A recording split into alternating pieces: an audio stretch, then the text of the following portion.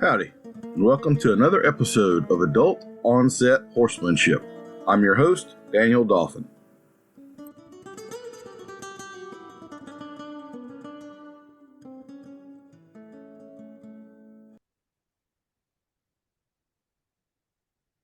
Our guest today is Mr. Brandt Ainsworth. Brandt is a horseman, but from an entirely different sector of this business, and I'm really looking forward to picking his brain because this is something I've always been interested in and really don't know very much about at all. Brandt grew up on a draft horse-powered sheep farm. Draft teams were used as feed teams all winter long and for farming crops like oats, barley, and corn.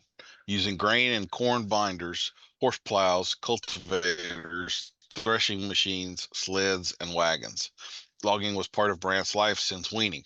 He started driving teams in the woods at 10 years old. The Ainsworth kept a stallion since 1986, and today's horses carry those bloodlines. Raising and breaking colts has been a part of Brandt's life since he was 10. At 14, he started competing in horse pulls and has been part of pulling since. Brandt still raises and trades draft colts, uses horses for logging and farm work, as well as many horse pulls and the occasional plowing contest using a walking plow in his pulling teams, and I'm guessing maybe the occasional passerby stuck in a ditch in the snow. In addition to draft horses, Brandt raises, trains, works, and competes with oxen. For around 25 years, Brandt has been a writer for draft horse publications like the Draft Horse Journal, Rural Heritage Magazine, the Small Farmers Journal, and so forth. He has made several instructional videos with Rural Heritage, many of which aired on RFD-TV. He is also the announcer for many draft horse events. For the past 20 years, Brandt has been teaching courses on draft horses and oxen skills.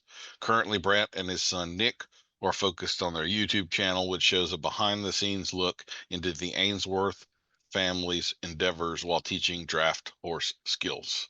So I'm really tickled to have this conversation with you, Brandt. How are you today? I'm great. A little cold up here, and sometimes we're the passerbys we have to pull out of the ditch on our own farm here, pull a truck out of the snow or something like that.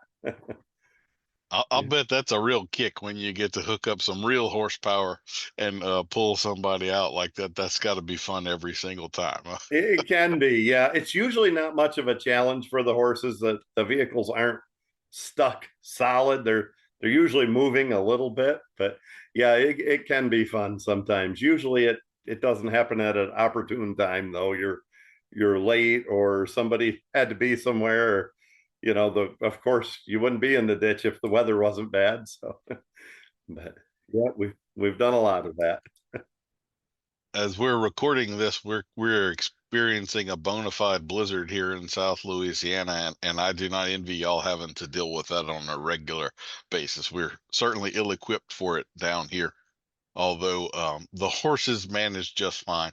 I did a couple posts when the blizzard was happening and got the 25-mile-an-hour winds and the snow, and there were so many people that felt like they needed to give me advice on how to make the horses not die in the snow. It was a little bit funny, I thought, but anyway. The best advice is let the horses be horses, and lots of hay, lots of forage, and lots of water, because the water freezes up and people overlook that. I'm sure anybody listening from a northern climate's aware of that. So we're going to start Brandt off with the icebreakers, and he reminded me the irony, the fact that I've been breaking ice for a couple days, and now he finally gets to. So, Brandt, what are the odds that all those old Greek statues are really just victims of Medusa? I don't know. That's a new one. I don't know. They could well be a victim of Medusa. It's plausible. I mean, maybe so, huh? I imagine they had their own version of what's it called when you touch up a photo today? Photoshop and filters and stuff like that. And I imagine everybody wasn't quite as beautiful as they are in those old Greek statues. You could get the old fat guy that sees Medusa, and then you go up there and kind of chisel out some abs on his statue and kind of polish him up a little bit, make him look a little better, right? More heroic. Yeah. I'd hope somebody was looking out. What do you think about to go to sleep? I don't struggle with sleep at all. My head hits the pillow and I'm asleep. And, I've always been that way. I'm kind of the opposite of most people. I think if I think about stress and what's going on and the difficult things in life, that tends to put me to sleep. So kind of the opposite of most people. I actually have some sleep issues that are different than a lot of people, where I tend to require a lot of sleep and get tired quite often. Morning or evening? I'm a morning person. I wake up early every morning. And I'm fine to get to work early in the morning. Just start right in with something. I've been on a farm and had horses my whole life, so I'm used to, when the rooster crows getting started. If I'm going to do anything creative, I do it much better in the afternoon. The thoughts kind of swirl around in my head all day, and I kind of think about things, and then after lunch sometime I can start putting them together. And that's not limited to writing or even the YouTube videos. Sometimes that's training and working with horses. I tend to do better in the afternoon when I have to get creative. How long do you dunk a cookie in milk? Yeah, I don't dunk cookies in milk. I like cookies, and I very much like milk.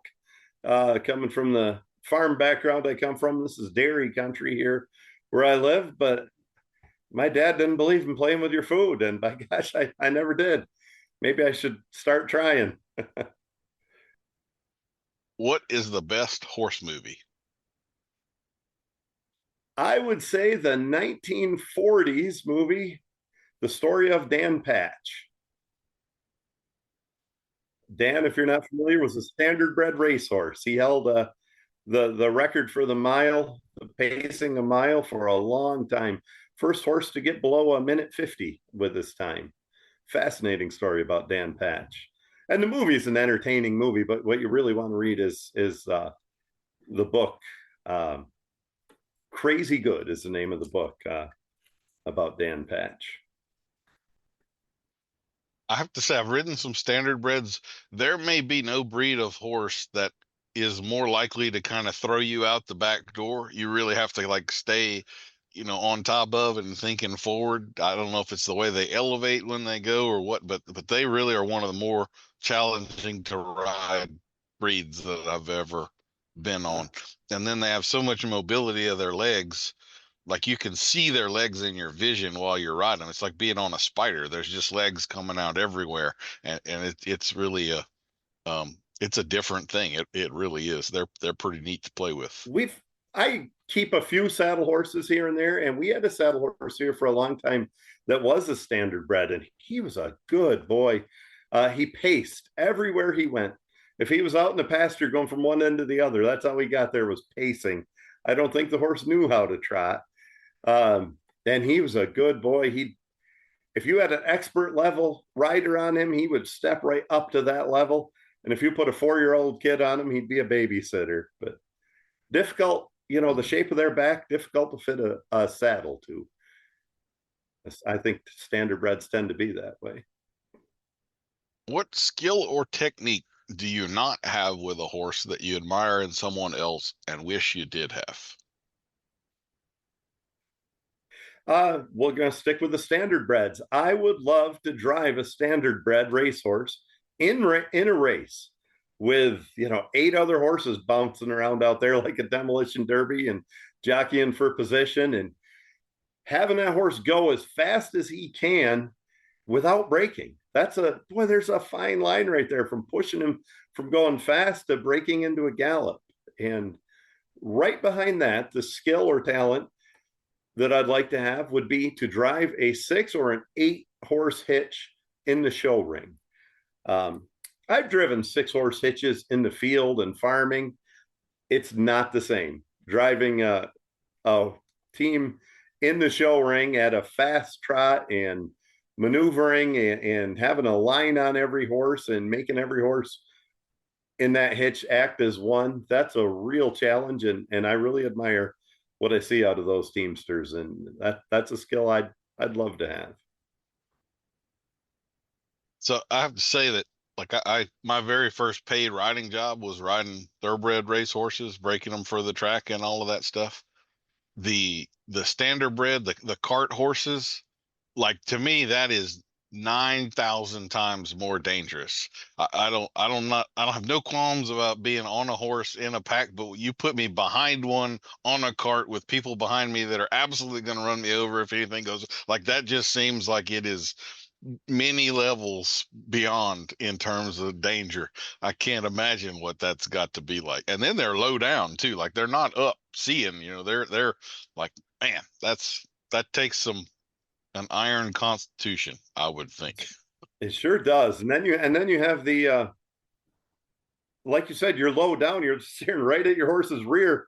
You don't have the visibility of the track, and you don't know how things are unfolding in front of you. And it's not like a race car where you have somebody in your ear, a pit boss or a crew chief in your ear. And when they wreck, it's bad. I mean, those the bikes turn into catapults. Mm-hmm. Yeah.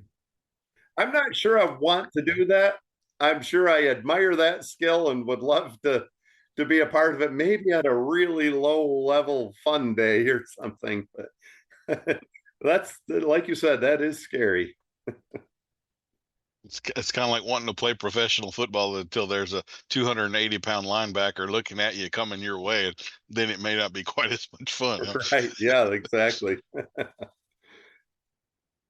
Do you have a standout horse memory? I'm going to go all the way back to 1992.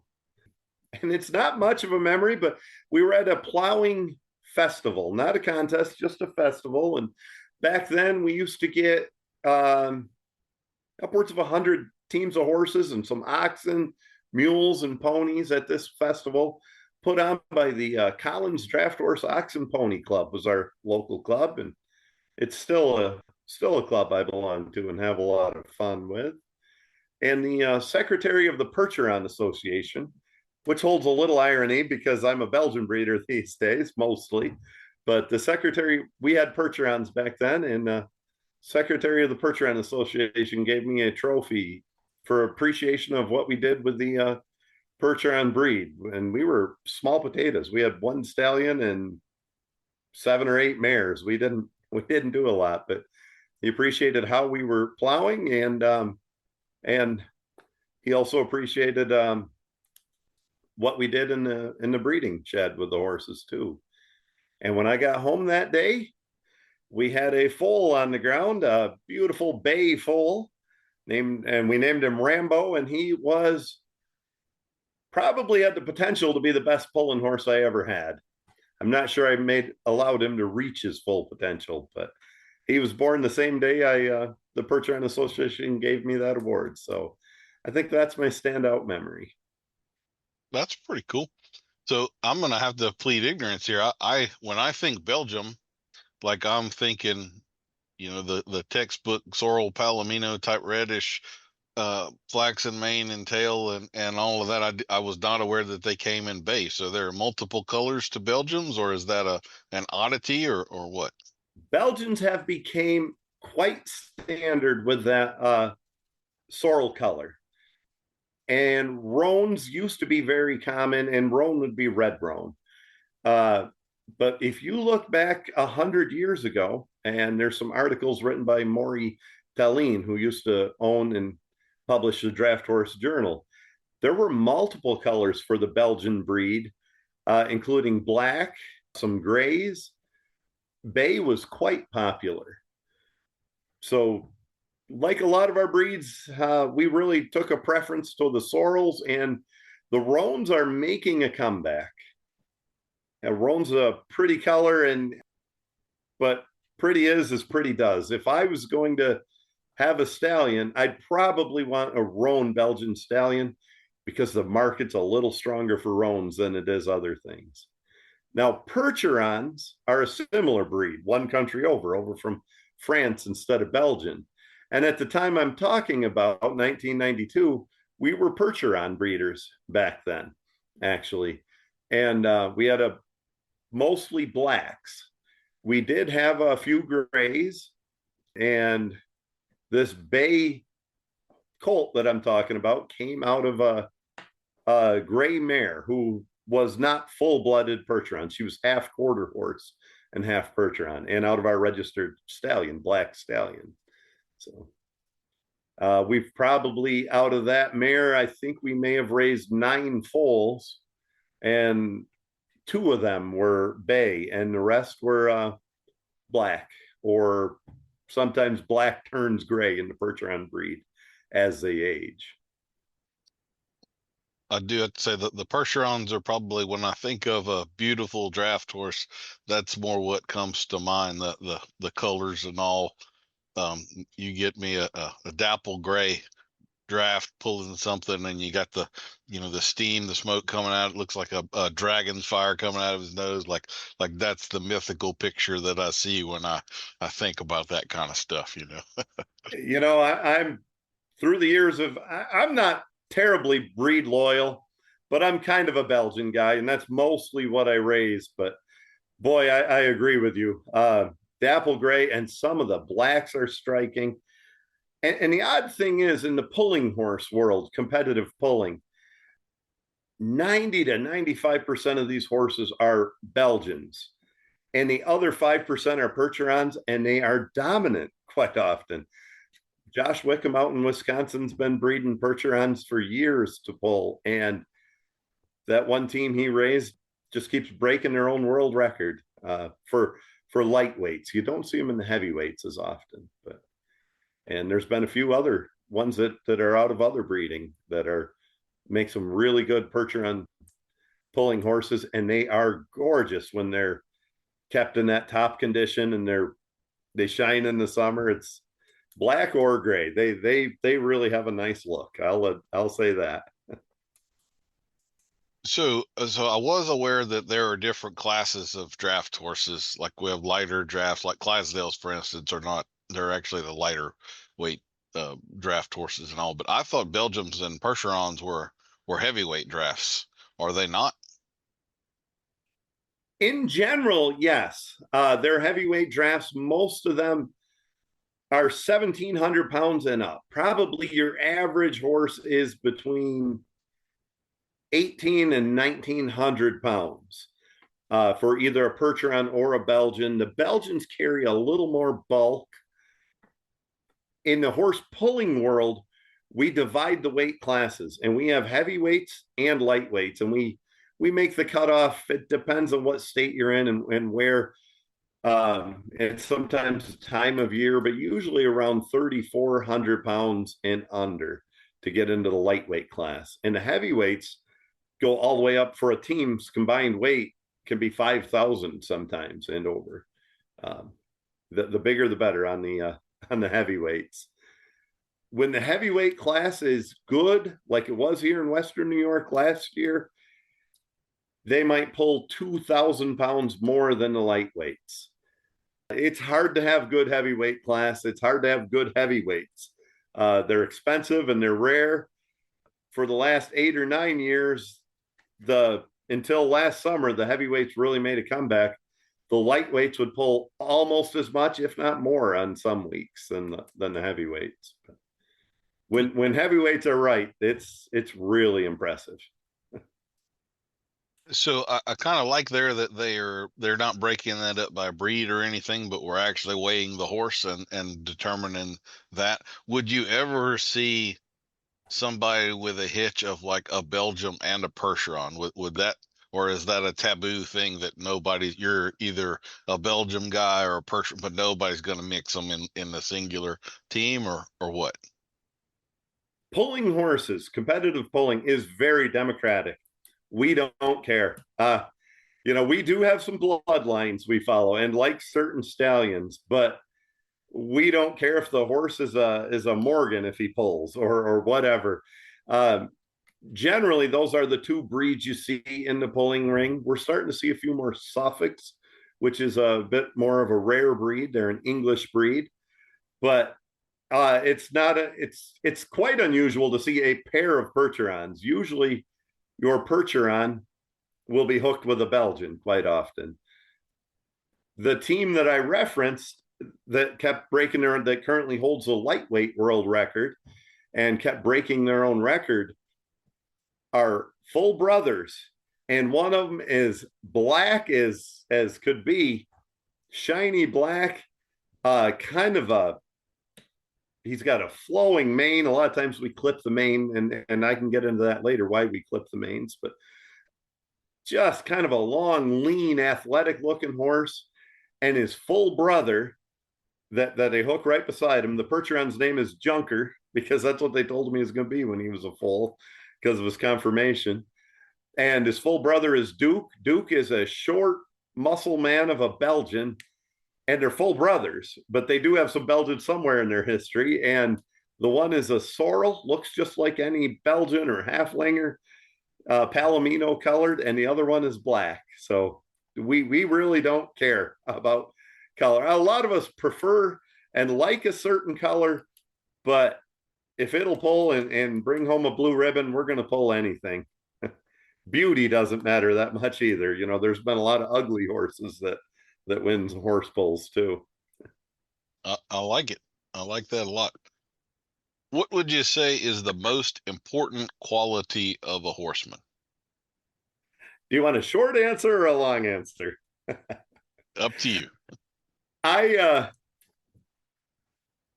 always thought about this question a lot ever since I was a kid, and I think the answer has evolved for me. And when I was young, I would have absolutely said timing. I'm coming from a sheep herding background, and we trained a lot of border collies, and I understood the importance of timing. And then as I got a little older into my teenage years, I would have said consistency. And I do still think that's the key to excellence. And then I may have went, as I got into Oxen, I may have went with body language. And body language is an important thing, even with horses. It might be the most underrated quality. Patience, the ability to control your own emotions, the ability to control your voice. Our horses do a lot of voice commands. All of those have been the most important thing for me through the years. But I think they can all be answered under one big umbrella term: self-awareness. If you have self-awareness, you have good timing, you have patience, you can control your emotions, you have consistency. You know, it's a pretty good umbrella term that'll cover everything. So that's my short answer, is self-awareness. I like it. I think that's very applicable. On a scale of 1 to 10, how well can you back a trailer?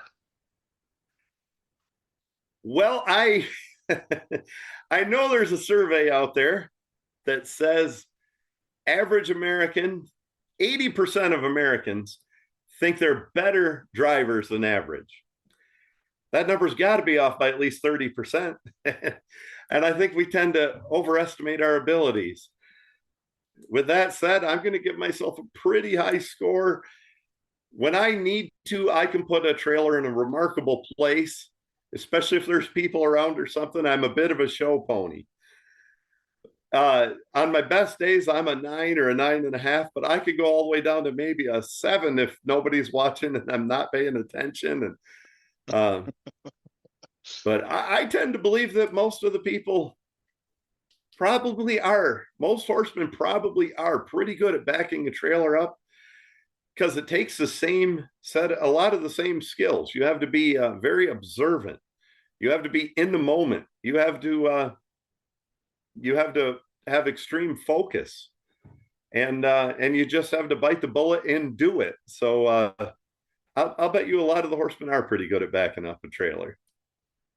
This is becoming one of my favorite questions. I have to say, it really is. And yeah, I would expect most of us are certainly better than average. We get a little more practice than if what I'm seeing as I'm driving down the road is any indication, most people have no clue what a trailer is or what might be involved for another person pulling one, and so forth. So if you put all 330 million Americans in the hat, I'll bet we are tens. but compared to one another, then maybe that opens up the scale a little bit. But anyway, I think the real question is, how do your peers rate you? I think that's a more reliable answer than how you rate yourself on your driving skills and backing up skills. that might be you could say that, like, backing up to a trailer to hook up, that could be the true test of a marriage right there, because that can be the part that gets things going. But yes, it could. bay or sorrel, do you have a favorite color? This is a touchy subject for me because I like Belgians and I breed and I train Belgians. Your standard Belgian color is sorrel. We do have some roans, and a lot of the roans look more sorrel than anything. And I don't like all bays, but the two prettiest horses I ever had, and I'm a sucker for pretty horses, are my old Rambo horse, and in the barn right now, Elvis. And both of them are a blood red bay with black points, and the dapples come out, and they got muscles coming out their ears, and a beautiful head and one white foot. And I don't think they get any prettier than that. So as much as I want to say a different color, I'm gonna go with bay, with the qualifier. Everything has to be the right shade of bay. That's fair enough. Dogs or cats? Dogs. I've always trained a lot of dogs. We grew up training border collies to herd sheep and cows. I've had coonhounds when I was younger. I've trained bird dogs. I just enjoy dogs, but cats are not as far a distant number two as you'd think they are. I really, really like cats. I like just observing cats and watching them play with each other or hunt or walk along the edge of a board on the horse stall or something like that. Do you have a favorite breed of dog? Border collie, I would say. Yeah. I really like a nice Springer Spaniel, and there's several breeds I like, but border collies, there's nothing close, I guess. I really enjoy a good border collie. Yeah. If they fit your personality, then there's almost nothing else like that. But if they don't, if you're not used to a high drive, then they may cause you to have a mental breakdown or something like that. You're gonna love them or hate them, and there's nothing in between. Huh? Does pineapple belong on pizza? Well, it's funny. I don't particularly care. If people enjoy it, that's good. Oddly enough, I really like pineapple. I've got one upside down hanging on my door. No, I don't. But I do enjoy. I don't have a pineapple on the door, but I do enjoy pineapple, and I do enjoy pizza. But I've never tried it together. I've never tried a pineapple on a pizza, so maybe I'll have to rectify that. Oh, thank God I hadn't just taken a sip of coffee when you said that. That was beautiful. Thank you for that. If anyone doesn't know what an upside down pineapple is signifying, I would invite you to Google that at your own peril.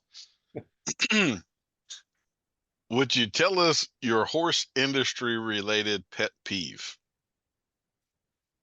Oh, my New Year's resolution this year is to try to not be negative and to adhere to what our grandmothers always said. If you can't say anything nice, don't say anything at all. But we all have a lot of pet peeves, and it's so I'm gonna break my resolution and name one. I guess I would have to go with, boy, and this is more broad than just horses, but internet know-it-alls, people who just have all the answers, but can't apply it or have never tried to apply it. Yep, that is one of the perils of our time, I guess. Yeah, I do know what you mean. And I'll say on my YouTube channel, I get a lot of comments, and I've had very few negative comments about the horses or anything I'm doing with the horses. Even if I fault myself and say, man, I shouldn't have showed that or something, nobody else says it. But when I'm logging, and I'm probably closer to an expert at logging than I am with horses, actually, I get a lot of negative comments, and the internet know-it-alls come out of the woodwork for logging. And logging's a lot more objective. It's just right or wrong. There's a right and a wrong way to do things.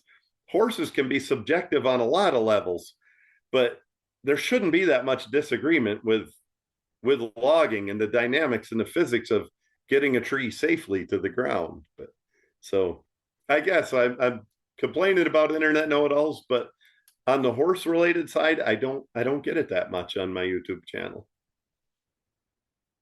Well, we'll hope that the world doesn't take that as a challenge to accept.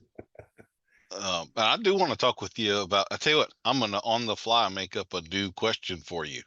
Steel or Husqvarna? Oh, I run Husqvarna or Johnson Red, which is the same thing. It's Chevy GMC. It's the same thing.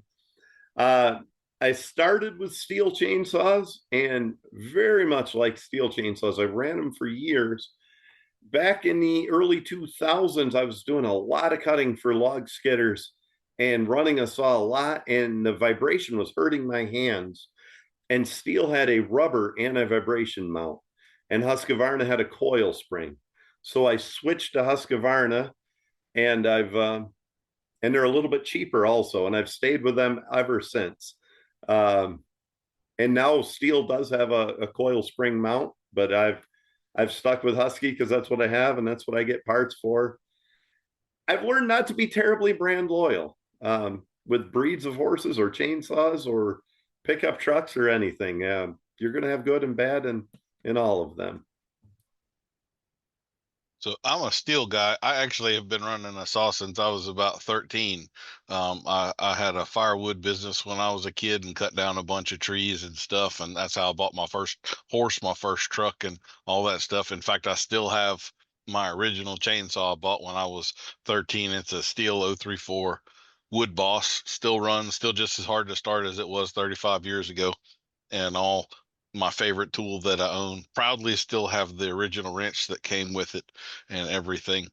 I've never owned a Husky, but I have heard that they actually change the angle that you're supposed to sharpen the tooth at. So is that true? And if so, did that take you a little while? I'm assuming you're a freehand guy and not using a gauge or anything. So did that take a little while to get used to, or is that just Well, I don't myth? know if any one brand particularly changed the angle. What has happened is the chainsaws run so much faster, just like a lot of gas engines in our car, and they have a lot more horsepower, but not as much torque. And to compensate for that, you do tend to run a little bit sharper angle, more like a 35-degree angle instead of a 30-degree angle. Kind of a diesel compared to a gas is what the modern chainsaws are. So a little bit of an adjustment, but a well-sharpened chainsaw at any of the angles is going to work well for you. My first chainsaw wasn't a world different than yours. It was I grew up running 41 and 51 steels that were my dad's. And the first one I bought with my own money was a 38 Magnum steel.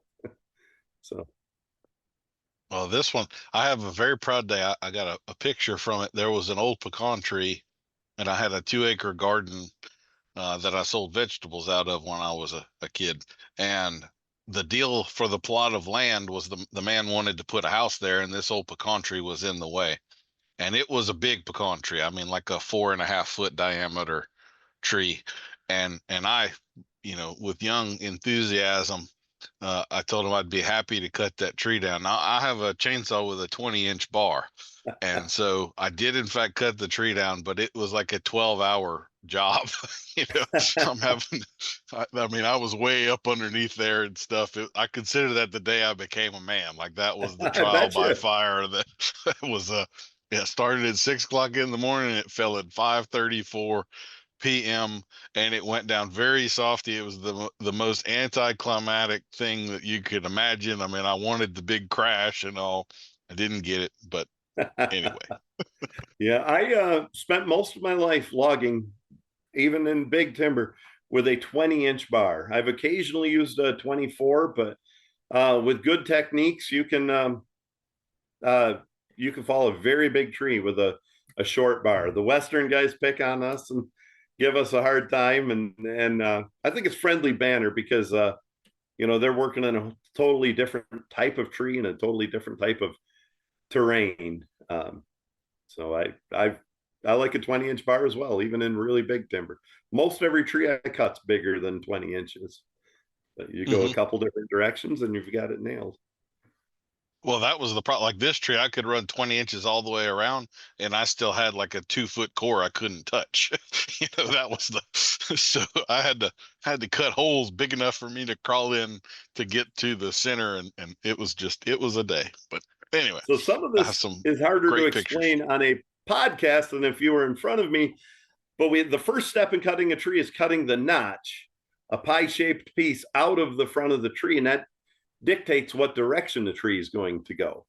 And if you bore your chainsaw right in the center of the notch, even if that's 50 inches wide or 48 inches, you bore your chainsaw right in the center, that 20-inch bar will reach a long way toward the back, and you can cut on a big tree like a 48-incher, you can cut 18 inches out of the center, and you still have plenty of strength holding that tree all the way to the ground. Your hinge wood acts just like a hinge on a door, even though there's a gap in the center. And I always relate that to standing with your feet shoulder wide.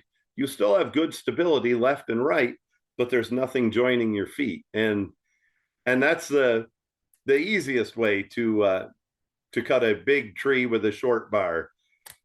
And if some of the Western guys who like those really big bars were to press me to the fire on it, I'd say, yeah, probably is silly. Just get a big bar, I guess. But I need a 36-inch bar like once a year, and I need a 16 or 20-inch bar once a week.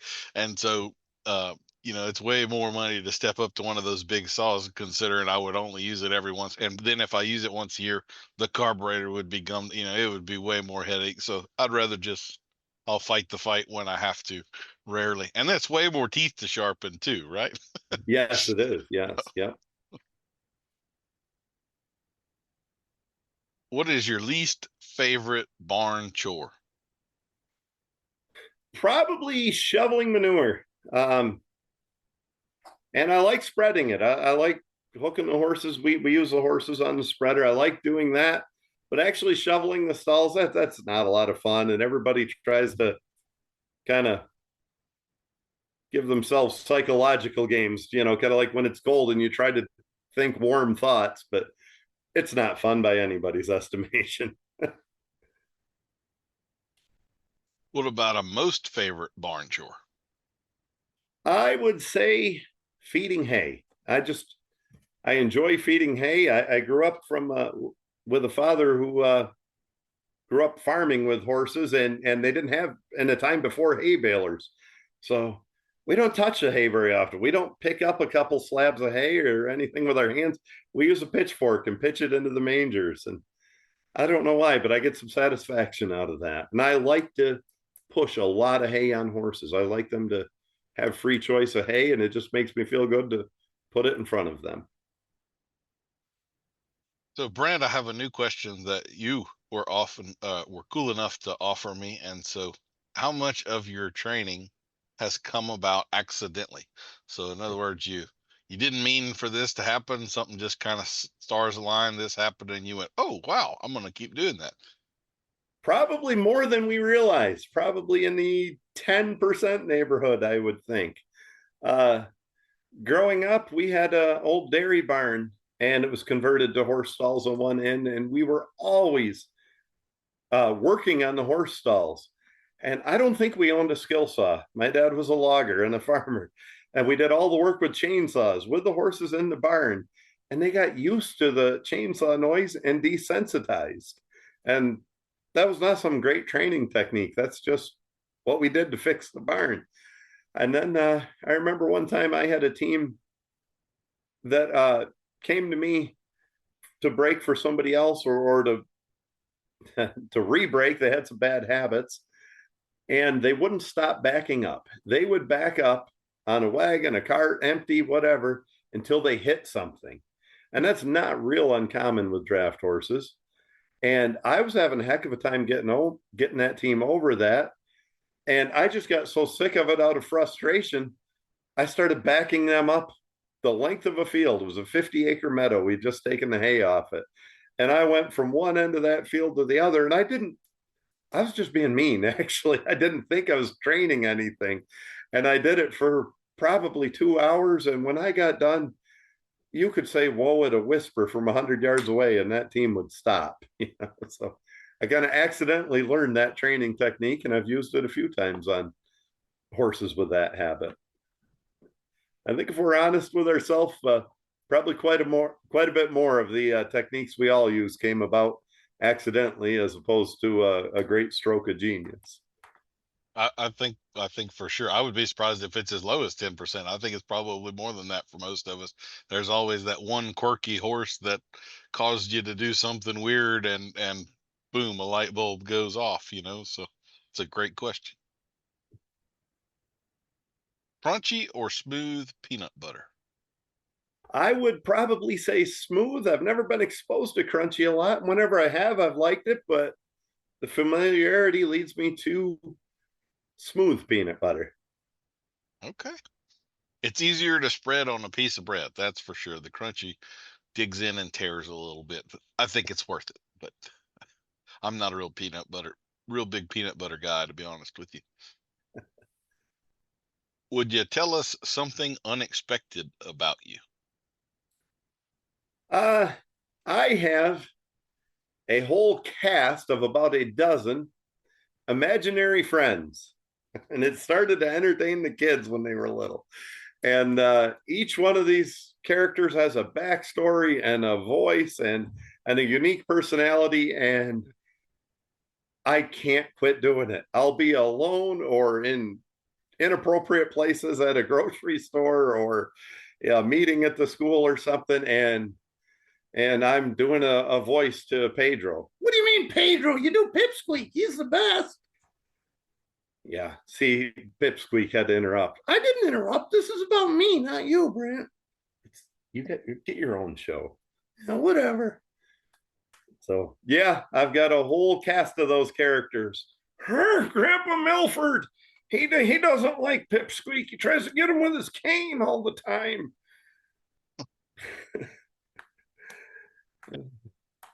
That's great.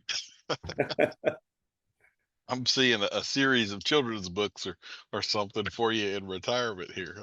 I don't know why I never did more with that as far as its own YouTube channel or anything. I just, even if it didn't make any money, at least it would be an outlet, because I can't stop doing it.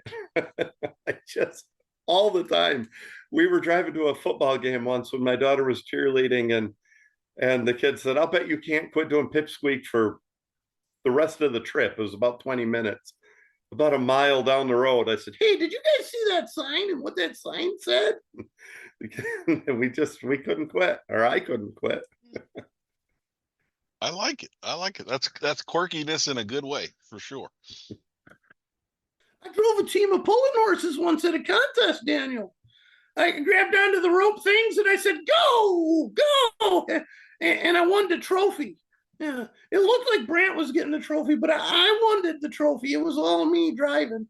And the judge was crying. He was laughing so hard. It was a good time. I just wanted to tell you. So is this Pipsqueak as well? Yeah, I'm Pipsqueak. I've got the really smooth voice. I'm a good singer. I can hit all the notes that Brandt can't. Yeah. I like it. So Pipsqueak is your tequila, kind of is what it sounds like there. Yes. Yeah. Thoughts or feelings? So do you consider yourself more an intuitive, go by the gut guy, or more logical, rational, cerebral kind of guy? A mixture of both. And it might be as much as a 50-50 mixture of both. And I think most people are. Maybe some people balance that a little bit different, but most people aren't too far out of whack with that. I think you have to consider feelings and thoughts together to come up with a good decision, I think. What would you have been professionally if not a horseman or longer? Well, the first one that comes to mind is a farmer, but it's so hard to get into farming these days. And so honestly, I think I would have leaned toward some kind of a broadcaster, a sports broadcaster. I've always enjoyed that. I announced some hometown football games and a lot of horse events, and I think that would have been a fun career choice. So do you feel do you have a challenge keeping the voices out of those deals, or do you bring them right in and everybody knows what's going on, or what? Oh, it depends. You know, when my kids used to cheerlead and be on the teams, I would bring the voices out just to see their reaction, and they'd pretend they hated it and they thought it was funny. At a horse bull, if I'm announcing, I'll do that once in a while, and Pipsqueak will argue with me. There's nothing to argue about, Brandt. I'm always right. Just leave me alone. I'm doing this. So I don't know why he thinks he gets to talk when it's my turn. So yeah, back and forth. I get the voices out some. If it's a really professional horse pull, you know, when we're getting a dozen teams and it's a big setting, no, I try to really focus on announcing what's in front of me, and I think that's what's lacking in announcers at all levels and in all sports, even at the highest levels. They're more worried about being entertaining than they are telling you what's going on in the game, the down and distance, how much time is left in the quarter or something like that. And so it is with in my game, horse pulling. You know, that's the most important thing for the audience is to hear how far somebody pulled it and how many teams qualified for this load and that sort of thing. And the jokes, the entertainment, the story, that's all a distant second to actually calling the event. Are you decisive or indecisive? I'm situational with that. There are times when I am snap of a fingers decisive, and other times when I'm very wishy-washy. There's times maybe if I'm pulling heavyweight horses, I don't know which horses I'm going to take to the pole until I'm getting ready to load the trailer. You know? So it can be situational. I can go either way. If there's something I really don't, on the negative things, I think I tend to be a lot more decisive. No, I don't want to do that, or choose the least painful option. On the positive things, maybe if I have two good choices ahead of me, I'm probably not decisive. Do you have a favorite piece of tack or horse related tool? Uh, Good leather lines, driving lines. Very specific about them. I like the feel of the leather in my own hands, the length of the cross lines. So each driving line on a team of horses is like a single line, just like a long split rein on a saddle horse with a fork coming off from each one.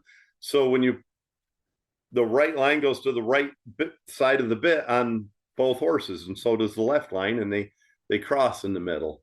And I'm very specific about the pattern those lines are made, the material they're made from, the length of those lines, the way we attach the lines to the bit. I much prefer some fasteners than others. And right behind that, I am a big fan of an old-fashioned tool called double spreaders. And if you notice in a lot of old horse pictures, they use double spreaders. And spreaders are simply a guide for your driving lines to go through. And if you use double spreaders correctly, they hold your lines up higher in a safer position, and there's less slack to pull out of your lines before you make contact with the bit.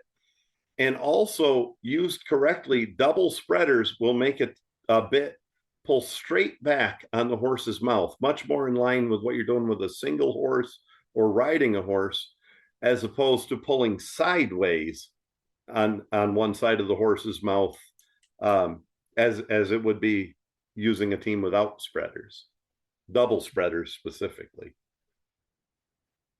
Well, I have many more questions about that because all of the complexities and nuances of how horses are harnessed and how that works, I don't understand. So I really want to pick your brain on that stuff later. I have an opinion on all of it, I guarantee. Are your hands or your legs better? So you told me to ask you the riding question just like I would anybody else, and I don't know if your legs really come into play very much with doing this sort of stuff, but obviously your hands would. So Uh, well, if you're talking about riding a horse, my legs are better. Surprisingly, I use my legs a lot. I have a pretty good seat and pretty. I ride really light when I'm riding a horse. There were times when I used to trail ride a lot more. I would be the biggest person at the trail ride, riding the smallest horse, and my horse would be the last one to get tired. But so maybe I'm bragging and a little bit on my legs that I do use my legs well, but I don't use my hands well when I'm riding a horse. I tend to be heavy-handed because I'm used to driving two horses with a 20 feet back where you have to hold up all that slack on the lines, and I just tend to be a little heavy-handed. I'm in their mouth a little more than I need to be when I ride. As far as legs, when you're driving, you need to be able to walk and chew gum. I mean, you're not always sitting on the wagon seat driving a team. Quite often you're walking. And a lot of that comes right down to your posture and your body language. And it all connects, every bit of it, right through your hands into those lines. But you don't, at the basic level, you need to be somewhat coordinated so you don't stumble and fall down, because you can't be watching where you're walking every minute. You have to watch ahead of you where the horses are going. So it's a little bit more of a challenge than it looks like, walking behind a team of horses. I could imagine, and you're also not always right behind them. If they're skidding a log or something, you're going to be off to the side a little bit, and you sure don't want a log pulled by two Belgians to knock you down. That could be catastrophic, I'm sure. So I would bet you have to be pretty situationally aware and not the kind of person that trips if you come across a little something here and there. You got to be pretty well on your feet. So yeah. Well, it starts with a couple things. It's a big difference in your horses if you're driving behind them, a pair of horses, a team of horses. Well, a pair, because 8 is a team or 3 is a team, but a pair of horses, if you're driving way off to the left side, the right hand horse will, the dynamics of your driving lines will cause that horse to be behind 1 foot. If you're driving way off to the left side, your left horse will be behind a foot. If you're driving in the middle, they should be dead even. And if you know you're going to be spending a lot of time driving off to one side, you compensate with your lines, or maybe even your bits or cross lines or something like that. But another thing is, make sure you walk back far enough on the lines. If anything were to break on those eveners, the eveners are the part that actually hook the harness to the log or plow or wagon, whatever you're pulling. If anything were to break along that line, those eveners will come right straight back and could hit you right in the leg and cause an injury. And if skidding logs, if you walk in front of the log, that log will pick up all the brush and little sticks and twigs in the woods and beat you in the back of the shins with them. So if you walk behind the front of the log, you're behind all that stuff. So there's, the simplest thing comes into play. It's the fundamentals mean so much, just like any activity that's a sport or anything. It's the better you do at the fundamentals, the more success you'll have. What is the best smell in the barn? I would say horses, the horses themselves, particularly in the spring when they first go out on pasture. There's just a different smell about a horse when they're eating grass and when they're outside on pasture than there is any other time of the year with those horses. Sweet, salty, or spicy? Oh, at times I like all of them, but I'm a little bit wimpy on salt, being spicy, but probably salty, I would have to say, if you nailed me down on one. So I'm going to say here, that's another one of those trends I've seen. There's a lot of people that have picked salty, and I think that has to do with we tend to be people that are working outside and sweating throughout the day and all, and I think we kind of crave salt a little more than most people do. So there may be a new T-shirt line. I don't know. So there's salt mines near here, Mount Morris, New York, probably 40 miles from here. And Morton Salts, and maybe Morton Salt doesn't want everybody seeing these, but all the workers wear shirts with the Morton Salt logo, and it says "Don't be a salty bitch." Maybe that could be part of your t-shirt line. I take we have just a little anomaly in my area. We have salt mines here as well, and we actually have a freshwater lake that wound up getting pierced, and there were people out on it fishing, and it drained into the salt dome. So they're out there on the water in 5 feet of water, and then in like the course of 20 minutes, it turned into a mud flat and flooded the salt mines. So then when they reconstituted the lake, it went from freshwater to saltwater, even though it is a landlocked lake. So it's not very far from the Gulf of Mexico or anything, but Boy, it's in fact Lake Panure is the name of it. that had to So be a little major event. anomaly. That had to be a Yeah, major it was. event with the DEC and Well, conservation in your area. this was quite a while ago. It might have been probably in the 80s or something, maybe even the 70s when it happened. But anyway, like now they have what was a freshwater lake you can go catch blue point crabs on and stuff like that. It's amazing how resilient Mother Nature is, just to Mm-hmm, change itself like that when needed. absolutely. What is your favorite dinosaur or deep sea creature? Well, I am remarkably unfamiliar with dinosaurs and deep sea creatures, but I kind of like Dino, the purple dinosaur from the Flintstones. Does that count? Okay, yeah, that counts. I will definitely accept that. I almost went with the one Fred Flintstone rides as an excavator, but Dino's a little cooler. He just seems like a little more fun. And I guess in your particular line of work, you get to fool with large beasts anyway, so maybe that dims the fascination toward other ones for people that don't have that right in their own backyard all the time. Yeah. And then the last question, have you ever had a UFO encounter? I've been on a lot of benders when I was younger, so I can't definitively tell you no, but in my conscious mind, no, I've never seen a UFO. But I've had a few lost weekends, and something fun might have happened in there, and I might have met some Martians and had a good time with them. I don't know. No, and where you are, you're not all that far from all these drones over New Jersey or whatever's going on over there right now. So Well, we I think guess I UFO. have seen that. If drones qualify, yeah, we've seen them right here in Western New York, right, not far from home. Well, it just means unidentified. It doesn't have to be aliens or anything. It could be, who knows what it is, really. So, Well, I never thought of myself as a somebody that would see an unidentified flying object, but I guess I have then, if the drones count. And I wasn't even on a well, bender when I saw them. I try. I don't do that anymore. I haven't in a while. But well, I've tabulated your score here, Brandt, and you are at 4,834 points, which makes you our reigning high score champion of all time. And that entitles you to either an awkward silence or a genuine compliment, your choice.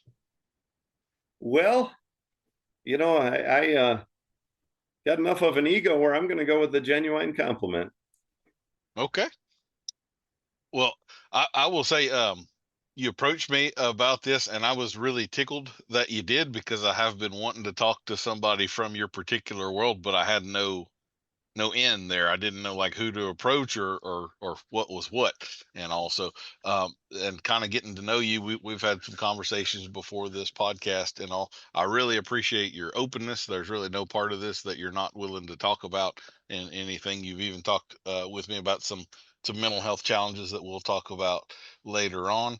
and some other things like weight cutting for the classes, the heavyweight, lightweight stuff, and all of that, and docking of tails and all the clipping of manes. And I really appreciate the openness of that, particularly given that I know so little about this. It would be very easy for you to just pull the wool over my eyes and only show the light parts, but you have it in your heart to really kind of explain all of it, maybe the good, the bad, the ugly, and why it may appear to be good, bad, or ugly, but isn't, it's not what you think it is. It's really this or whatever. And I think particularly in agriculture these days, we need more ambassadors that are willing to do that and kind of have the real talks and so forth. And so I applaud you on all of those fronts. Well, thank you. I appreciate that. I just find maybe it's the announcer in me, but the awkward silence is too awkward for me. My wife hates those too. They're my favorite, but I mean, hey, different strokes for different folks, right? Well, I'll tell you something else. As long as you complimented me about being open, and we're talking about awkward silences. I am not the world's most patriotic guy. I was born in '76, and we all rode the wave of that all through my childhood.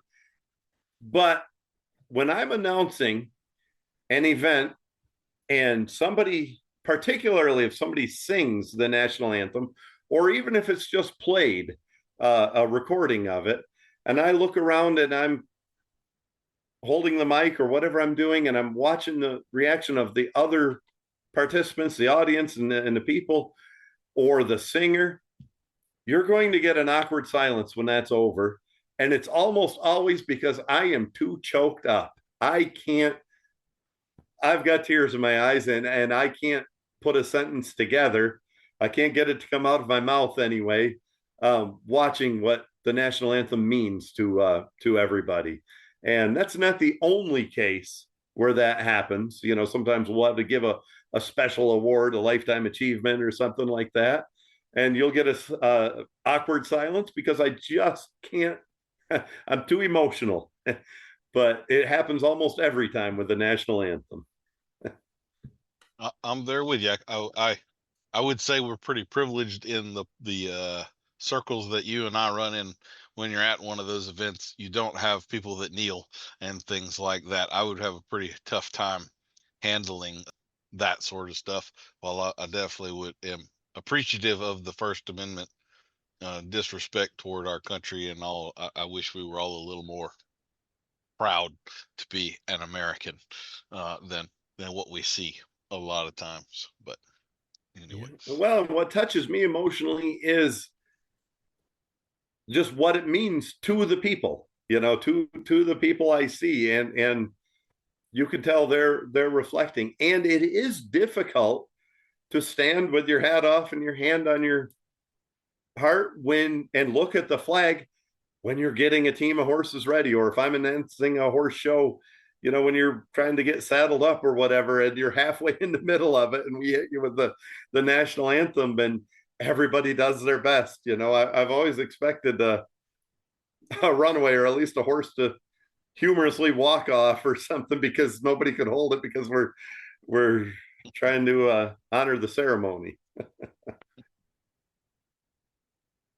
Well, the first question always is, would you give us a 30,000-foot view of what it is that you do in the horse world?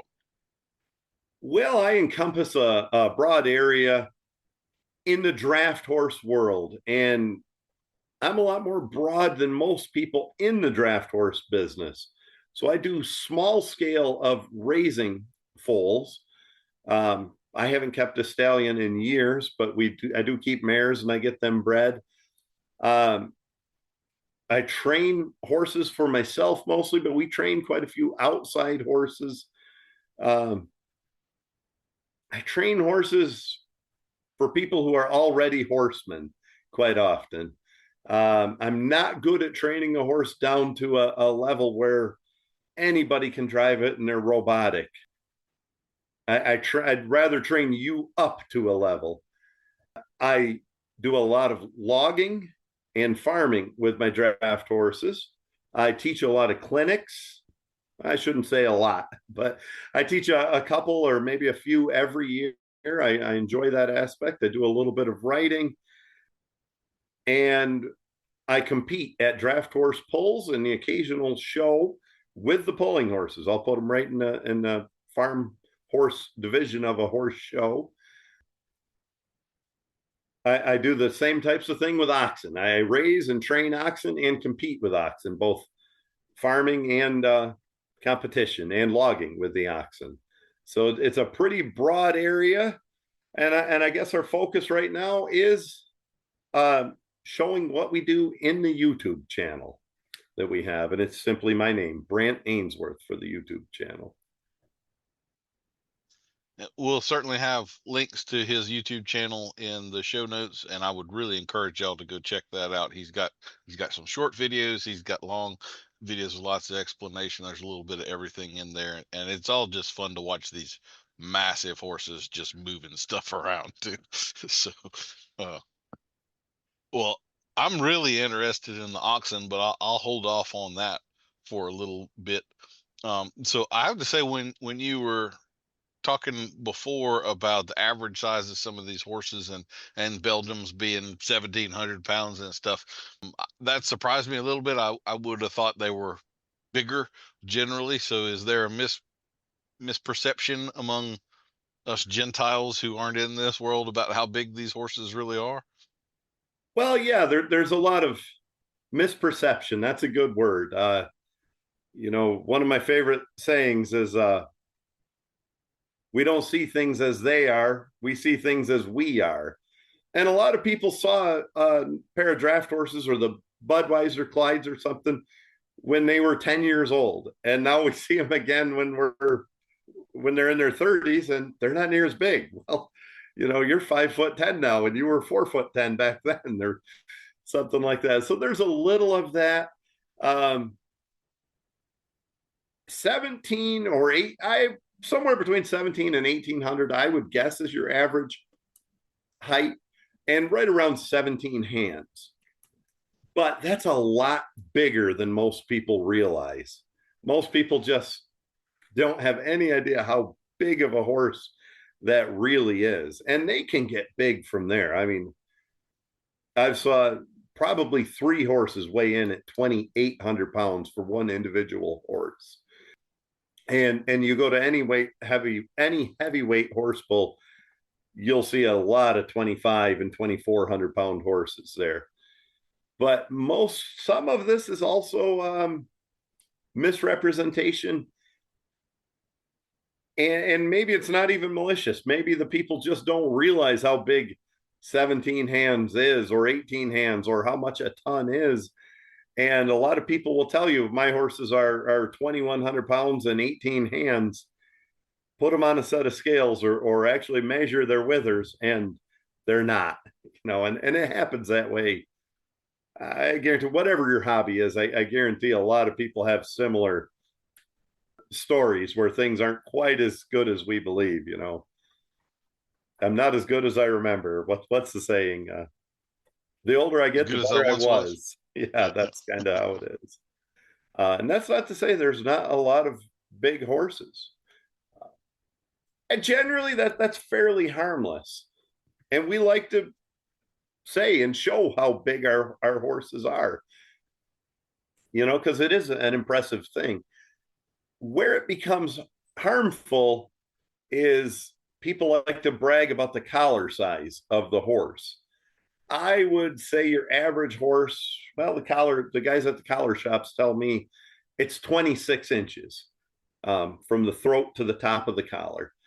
It's a 26-inch collar, and it used to be 24. So horses are getting bigger. Definitely they are. But people like to brag and say, I've got a team that wears a 30-inch collar. Well, you're putting a 30-inch collar on there, but that's not what they need. That's like wearing a size 15 shoe if you only have a size 12 foot.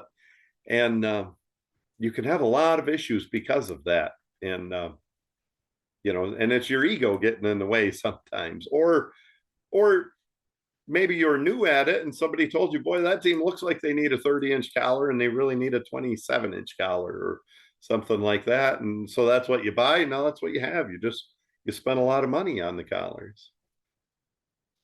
So I would imagine that kind of the demand for pulling horses isn't nearly as high as it might have been 150 years ago. And so do y'all have challenges finding the tack and the traces, the hames, the collars, the all of these things, or are there still people that are out there specializing in this stuff and still producing high quality work, or what? Well, you're exactly right. The demand for draft horses in general, not the pulling horses so much, but draft horses in general is not what it used to be, especially for actual working the teams.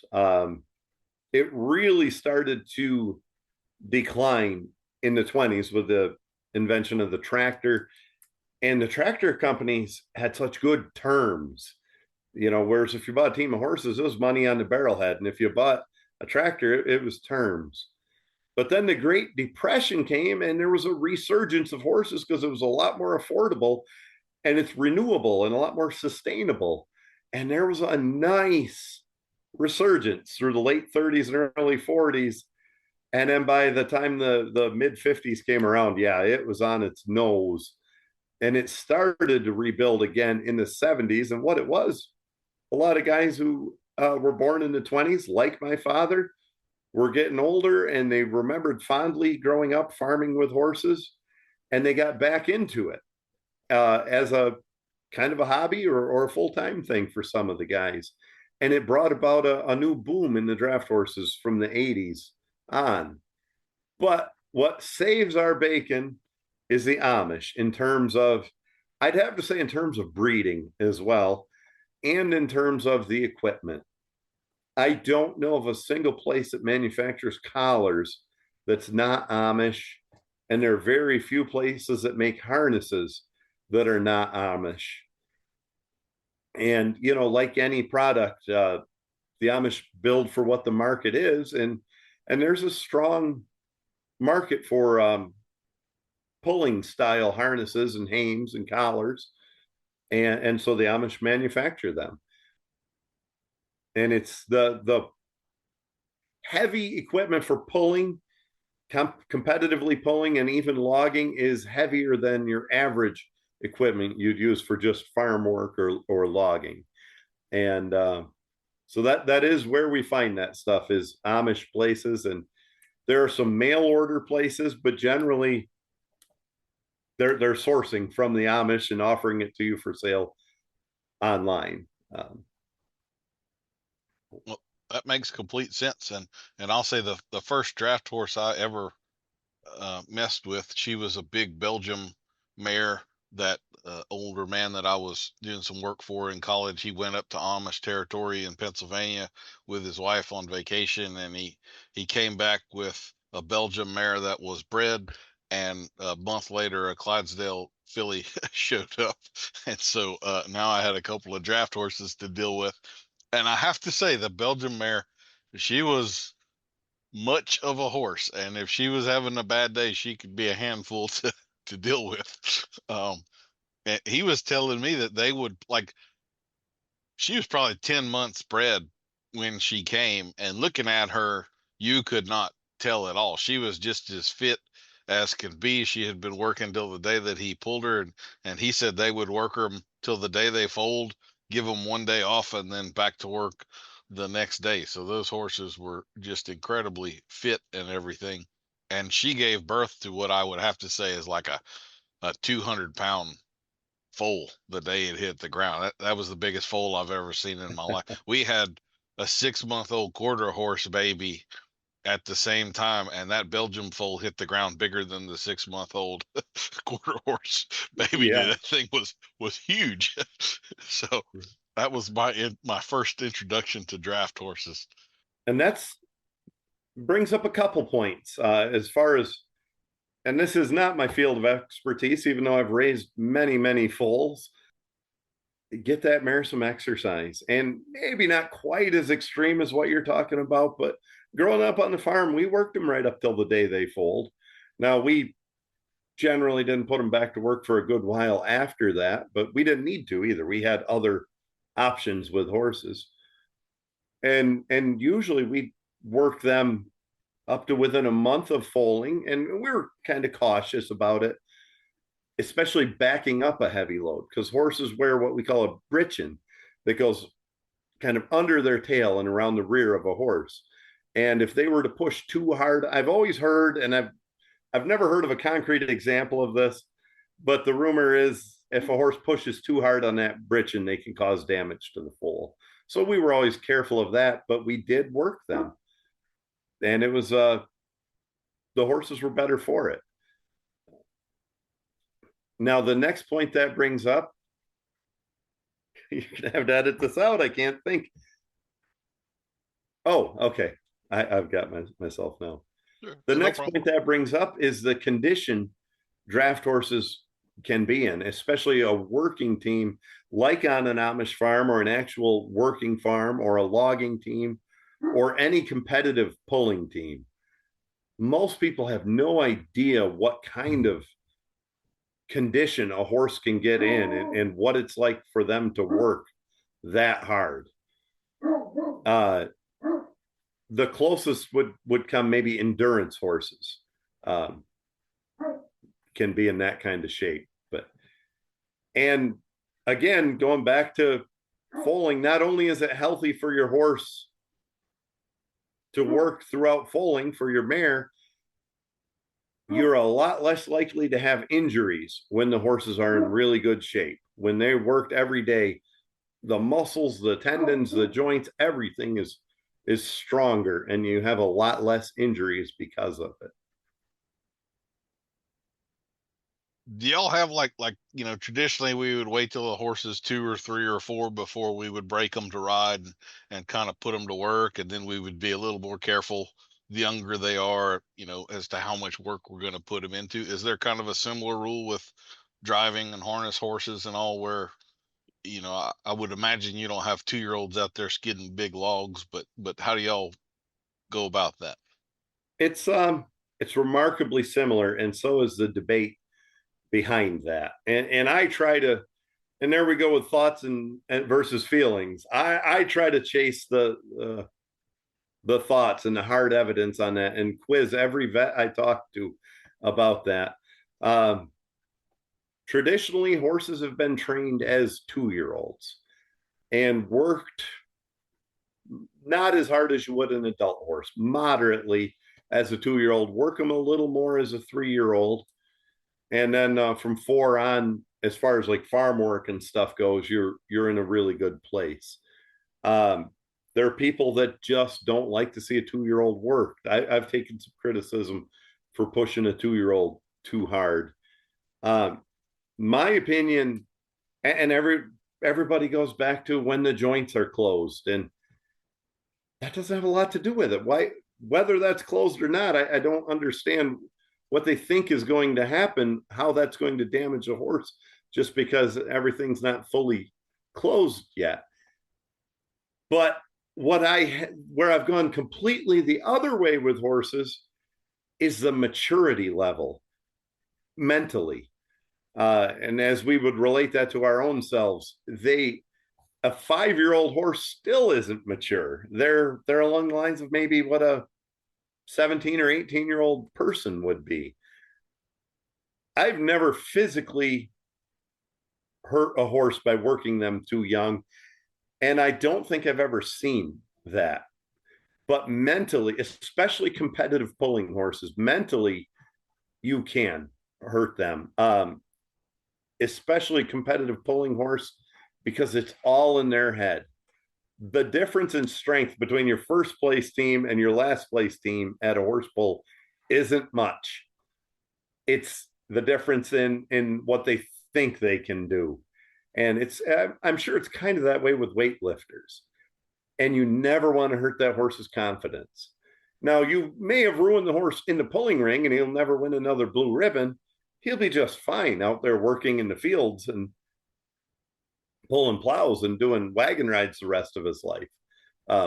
There's very few physical injuries that happen to pulling horses, as far as strains and ligaments and things like that. But Yeah, I have introduced horses to pulling at a very light level, get them out and cross one or two loads as a pair of 2-year-olds. That's more for the exposure to the crowd and the training aspect than anything. 3-year-old will compete at a low level a little bit.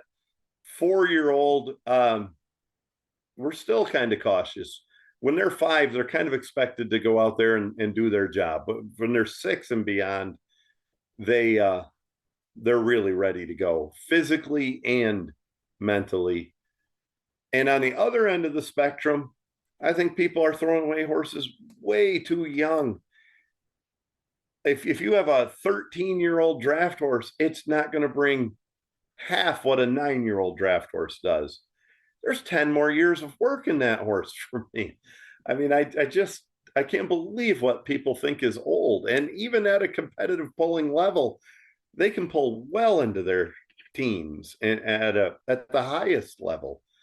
A friend of mine, Ira Kessler from Columbia Crossroads, Pennsylvania, had a horse he started pulling in the lightweights as a 2-year-old, and just tremendous. One of the best lightweights ever.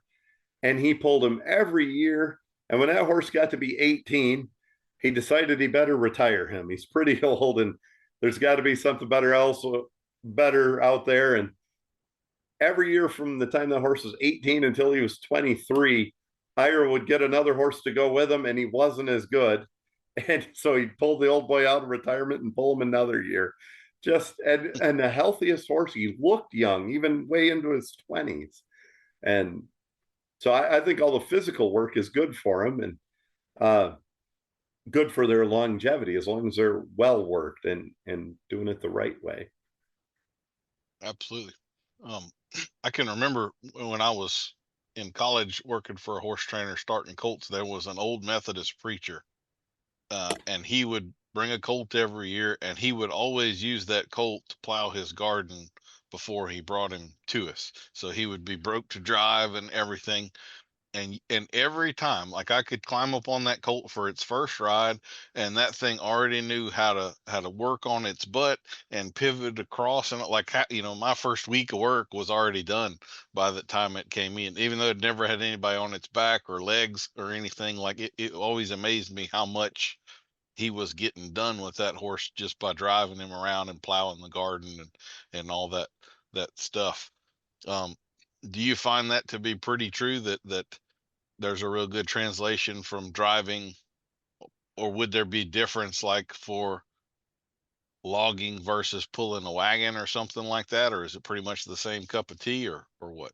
No, you need to pulling a wagon or general farm work is you're not asking a lot of exertion at one time from the horse. Logging, it can be a tense situation. It's as much work for the horse as it is us when we go to the woods and start cutting trees and lugging a chainsaw around and hooking chains.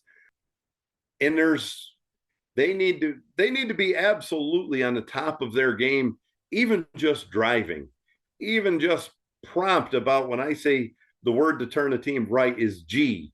And when I say G, they better jump to the right, because it could be saving the cart from tipping over or getting out of the way of a obstacle or something like that. Or maybe at the last minute, I saw something I was about to run over and I had to turn the team.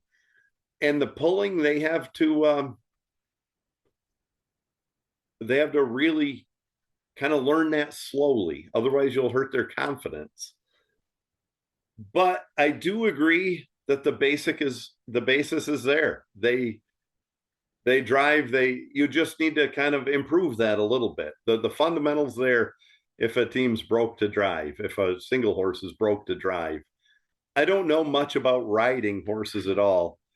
I've never had an issue riding a draft horse. If they're broke to drive, I get on their back and I ride them. And I don't know what I'm doing. I plow rein and I say gee and ha and whoa, but I've never had an issue getting the horse to do what I want under saddle. Anyway, Is there very much difference? Like, I would assume as you're starting one of these, you're going to drive them first as a single, So is going from a single into a team a big change for them, or they fall right into that pretty naturally, or what? Yeah, that's seldom a big change for them. A lot of people, and we used to do it some, and I don't anymore, break them in a team. I used to do it with a 3-horse hitch, and we'd put the young one in the middle. And we've done it in a team, a pair before. But now I do them all single, and I do a lot of groundwork. And no, introducing them in a team is generally pretty easy. Some of the mares might be a little nasty to their teammate, but they get over that when they realize they can't get away from work by doing that or something. Sometimes it can be the other way. If a horse has always been driven in a team, it's hard to get them single. They're used to a horse leading them or being beside them. And of course you get buddy sour. If 2 horses have been together their whole life, they do tend to get buddy sour, and they don't like to be separated for much time at all. So that can be an issue. I switch sides with horses a lot. And I don't usually find it to be much of an issue as far as they're not uncontrollable or out of hand or anything. They just tend to pick up bad habits and maybe lean more toward the other horse or pull their head toward the outside or something like that. And so switching side often prevents that. It's also kind of like rotating your tires. It puts the harness and the pressure points and everything in a different spot, and it kind of like if you were carrying something heavy over your shoulder with a shoulder strap, some luggage to the airport, and you've got to walk a long way. Pretty soon you're going to switch that from one shoulder to the other and kind of give this one a rest. And that's kind of what I do when I switch sides. I try to switch sides at least once a week with my teams. I feel pretty validated hearing you say that. I've always had the same thought that it makes no sense why the one on the right couldn't go to the left, and that it seems like it would do nothing but good to swap them up. But I've always heard the opposite, that if a horse is broke in this position, then that's his position, and you don't ever change that, and that's what they do. And I've kind of always thought that there's no reason why that should be, but It shouldn't be. And if you go to a horse auction, that's a mark of good training. That's what the auctioneer will say when the team comes in the room. They'll work on either side, and you can't hook them wrong. And that's what they mean. They'll work on either side. They'll work single or double or in a big team or anything.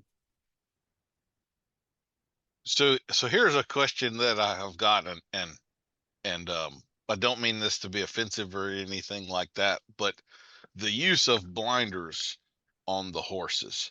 I know that is just, set in stone with the driving world, and I'm sure there's a reason for it. I know enough that if something's been around for hundreds of years, there's probably a good reason for that. At the same time, I just don't understand it. Like I would tend to want a horse to be able to see everything going on. So what's the deal? What am I missing with blinders? I got called out on that just the other day, and my friend is not wrong that we've always done it that way, and we've always done it that way. And I never even realized you could. I didn't grow up around riding horses or anything. I didn't hardly realize you could drive horses any other way. There is a small safety aspect to the horse itself. Like if you're in the woods or something, they're a little bit like a safety shield almost to protect them. It does keep a horse calmer, especially a skittish horse. A lot of equipment has a lot of moving parts, a lot of farm equipment, and they can't see that, and they're not as likely to be scared. But that's my best answer. We always have used, and I hate that answer, but that's the truth. We always have used blinders. I'll let you in on a horse pulling secret. If you see a set of open blinders on a team at a horse pull, the teamster's up to something. and what they do is there's usually a guy driving the team and 2 people hooking the horses. And that horse and he's never been without blinders, so he kind of scares him anyway, and he's a little nerved up. And what happens, you'll see the hooker, the guy that just hooked the eveners, he'll wave to somebody in the crowd, or he'll tell the crowd to quiet down, or he'll pretend he got his fingers pinched and throw his arms, and that kind of scares the horse, and away they go. Little gasoline on the fire. And I tried that once, and with Roy and Libby. I still have Libby. She's a 25-year-old, but boy, I'd been knocking on the door, winning some horse pulls, and I just couldn't get there with this team. And I thought, boy, if I open those blinders up and maybe have somebody wave, and that just might do it. I'd never tried it before. I put open blinders on them, and I drove them around the fairgrounds before the pull, and I thought they're going to fall asleep. Usually if they've never had open blinders, it scares them to see the world and all that's in it. Little kids were coming up and patting them and playing with them. I went around that arena twice, and the third time I had all I could do to handle that team. They were a handful once they realized they could see everything. And the end of the story is we didn't pull a bit better.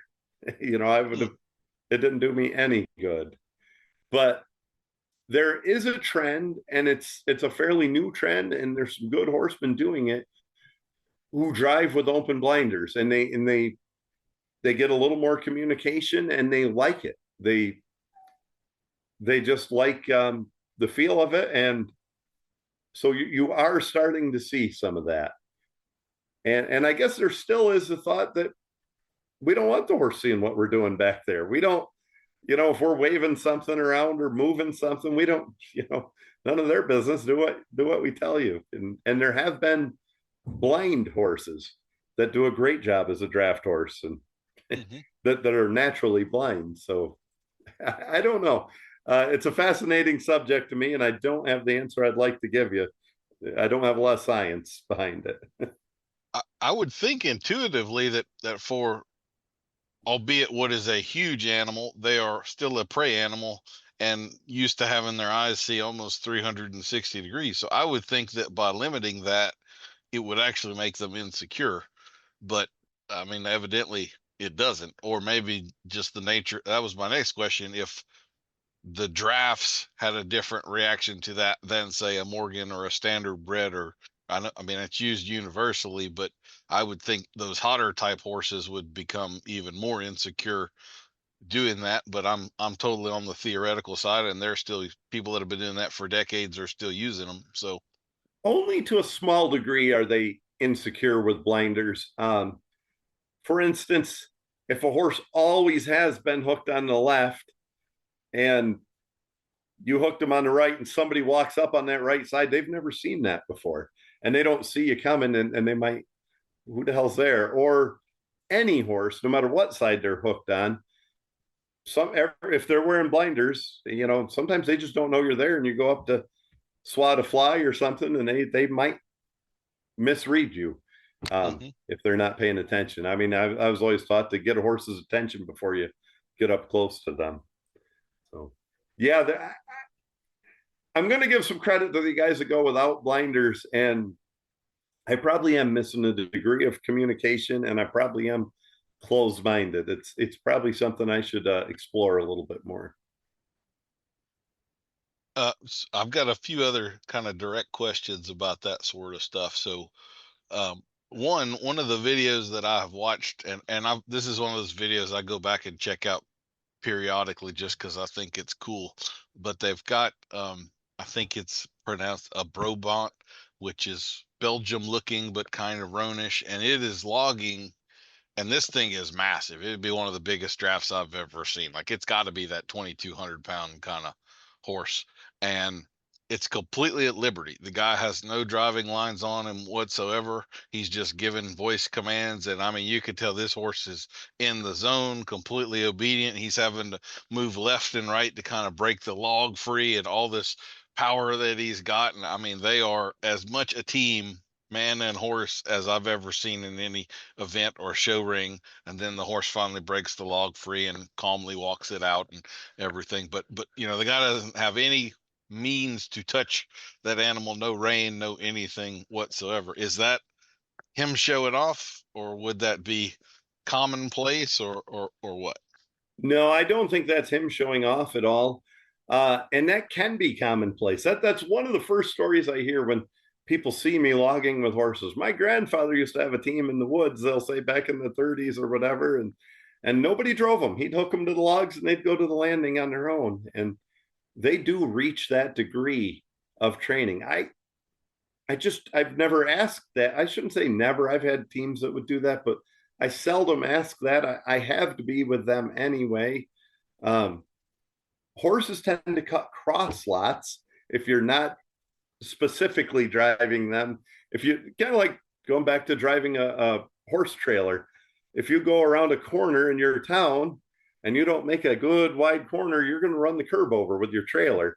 And it's kind of that way logging with a team. If you left them on their own, they'll just cut that corner short and bind your log and get in a mess and mark up the young trees too that you don't want to do. Every time you get friction against one of those trees, you cause future damage. I grew up around an old fella that used to log with horses and mules back in probably the 30s and 40s. And he said a pair of horses would get hung up on a tree root or something, and they just stand there and wait for the teamster to come along with a PV and roll it out of the way and help them or drive them. The mules would get hung up on a tree root or a stump, and they'd pull to the left and they'd pull to the right, and they'd go until they figured it out. And I kind of believe that. Well, of course I believe that. The old fellow wasn't lying to me, but I've kind of experienced some of that myself. They say the same thing with mules. If you're, and my experience with mules is limited. I've trained 2 in my life, so I don't know a lot about it. But they tell me, and the one that I did work with, they tell me if they're cultivating a garden, and so you don't have to turn so sharp. You get to the end of one row and you skip 2 rows and you come down, so your turn isn't as sharp. If you did it that way this year, that mule will remember that next year and do it the same way again, whereas horses wouldn't even remember what county they were in last year. So would you say that you feel like these animals do exhibit a work ethic? They understand that there's a job here to do and they really are trying to get that job done, or is that too strong? It really feels that way. I mean, I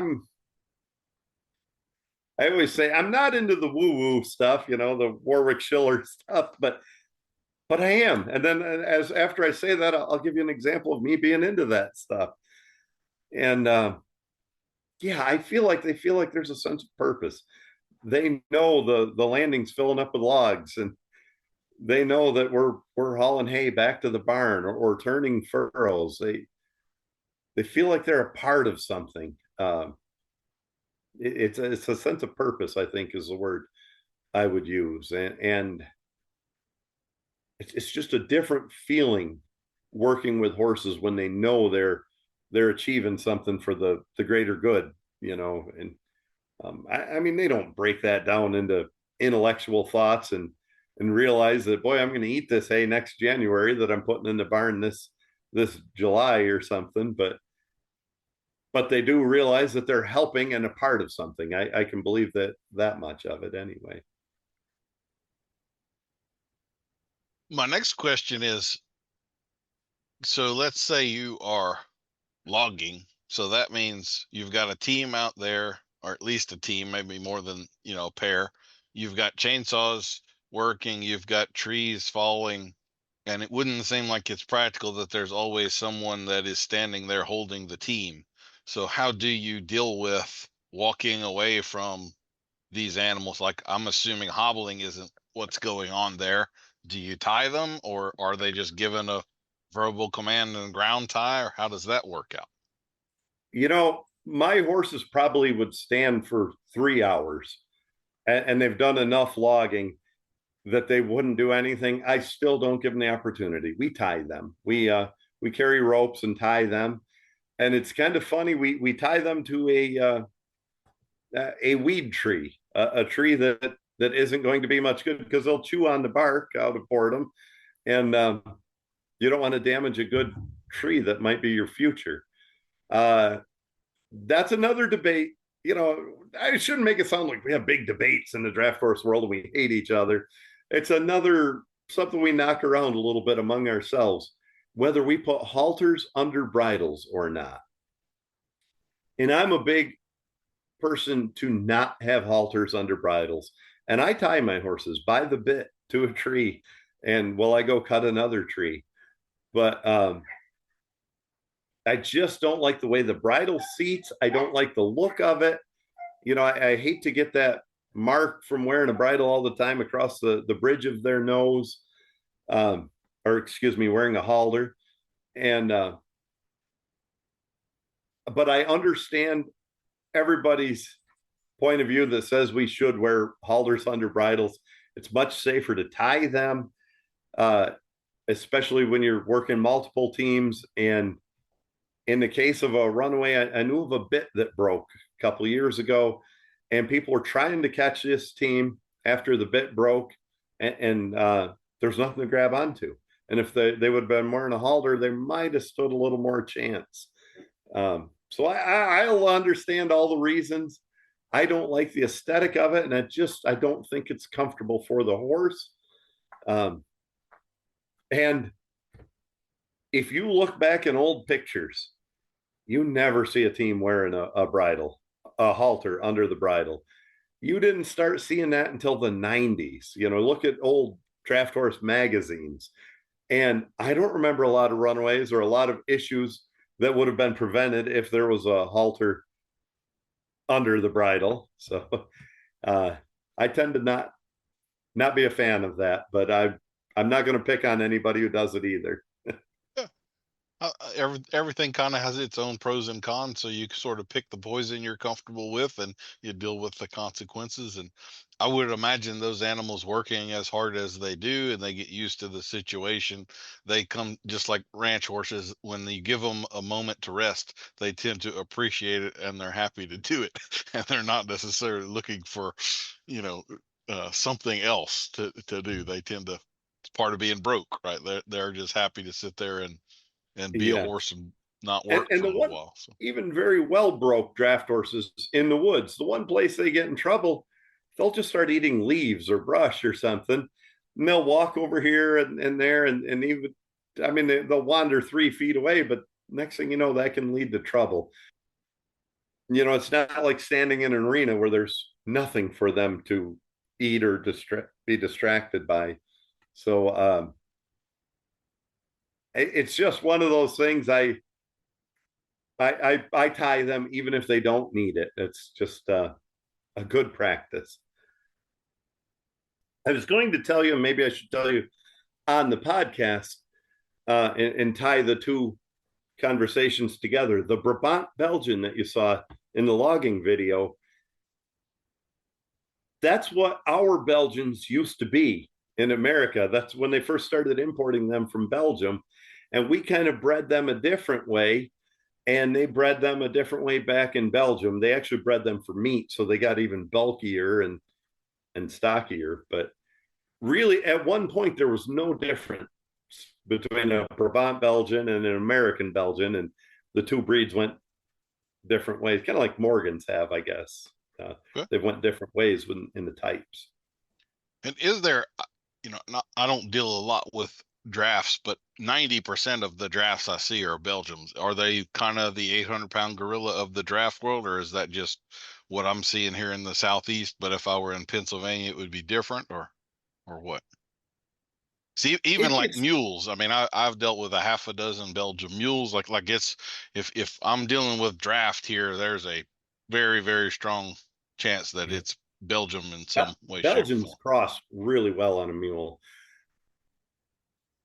It's they're dominant, probably 2/3 Belgian, and then the next big share is Percheron, and you're maybe down to 10% or less of Clydes and Shires and Suffolk.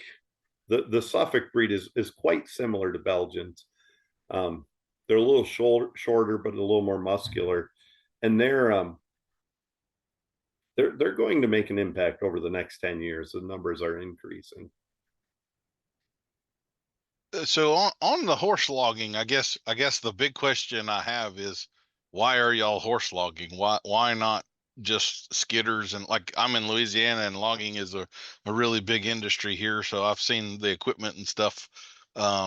Is this an accessibility issue, or just y'all would prefer to do it with horses rather than not? Or maybe the land is designated from 1920s that only horses may be allowed to log in here, or like, what's the deal? Why still horses? Some of everything. I love working horses, and it's a chance to efficiently work horses.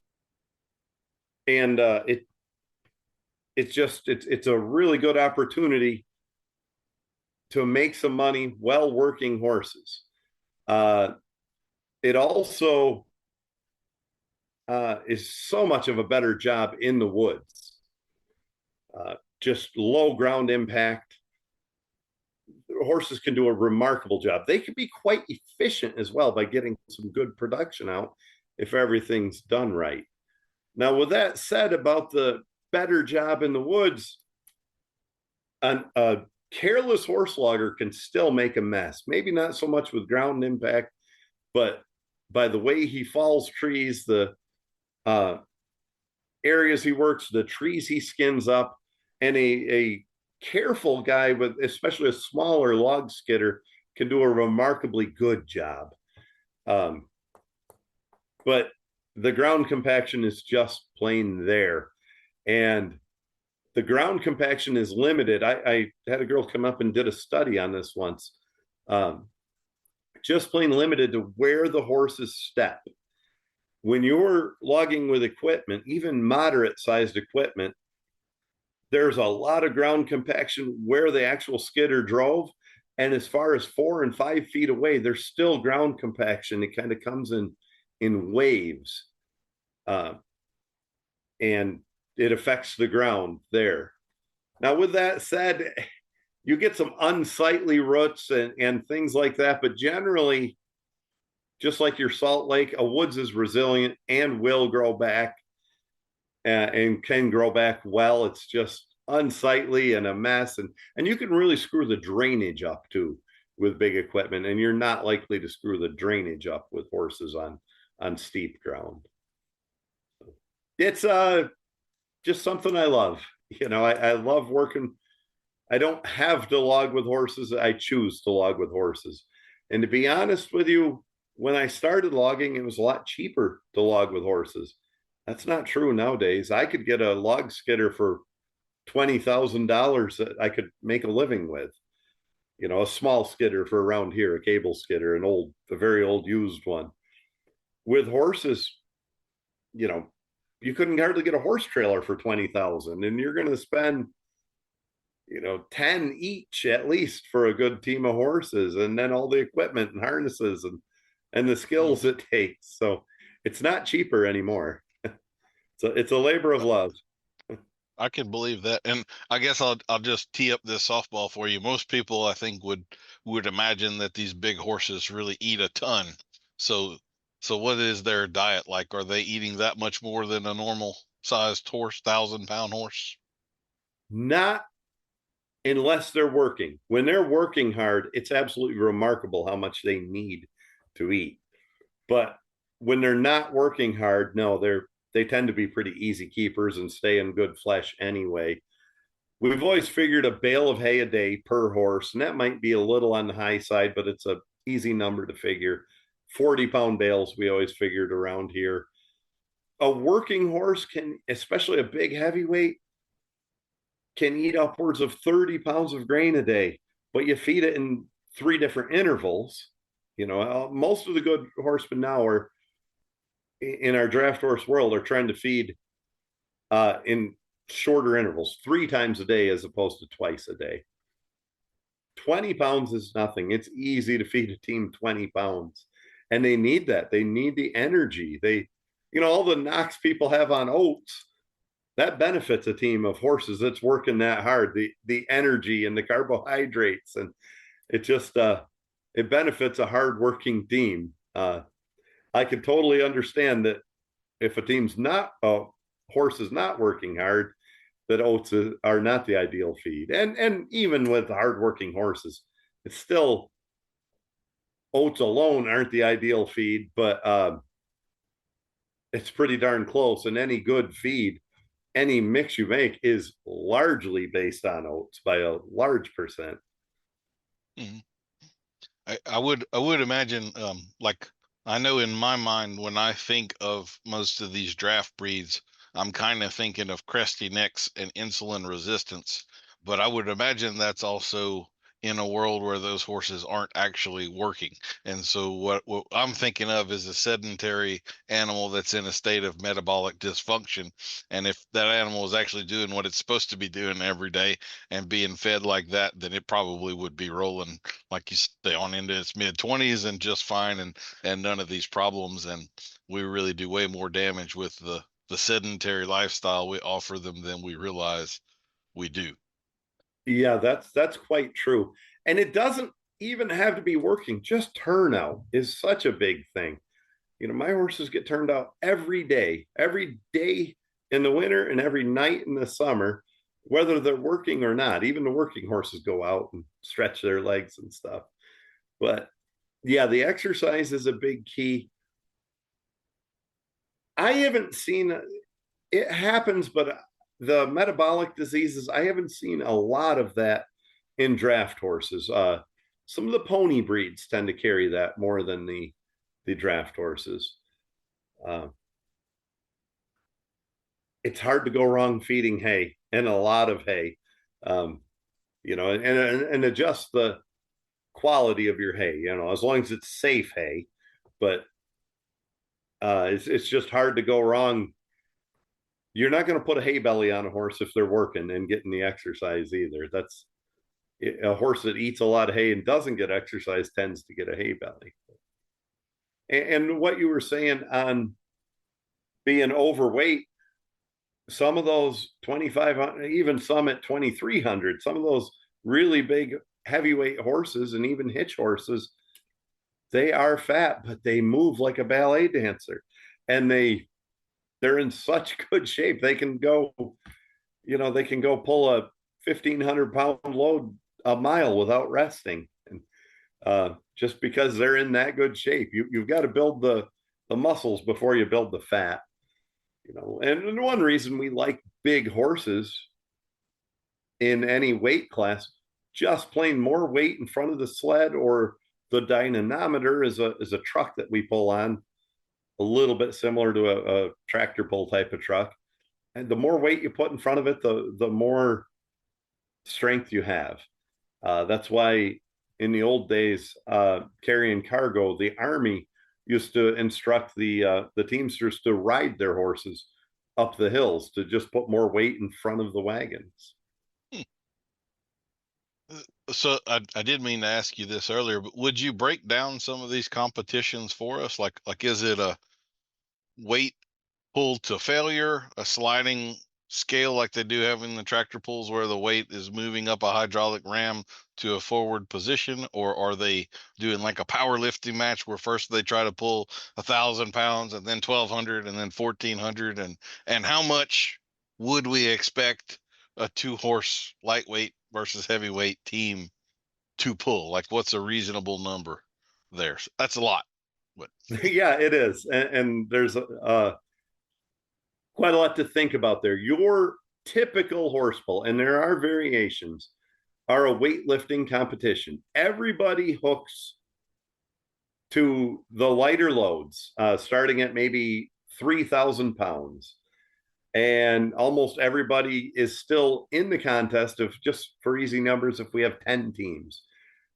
Usually all 10 teams are still in the contest until we get to maybe 5,500 pounds.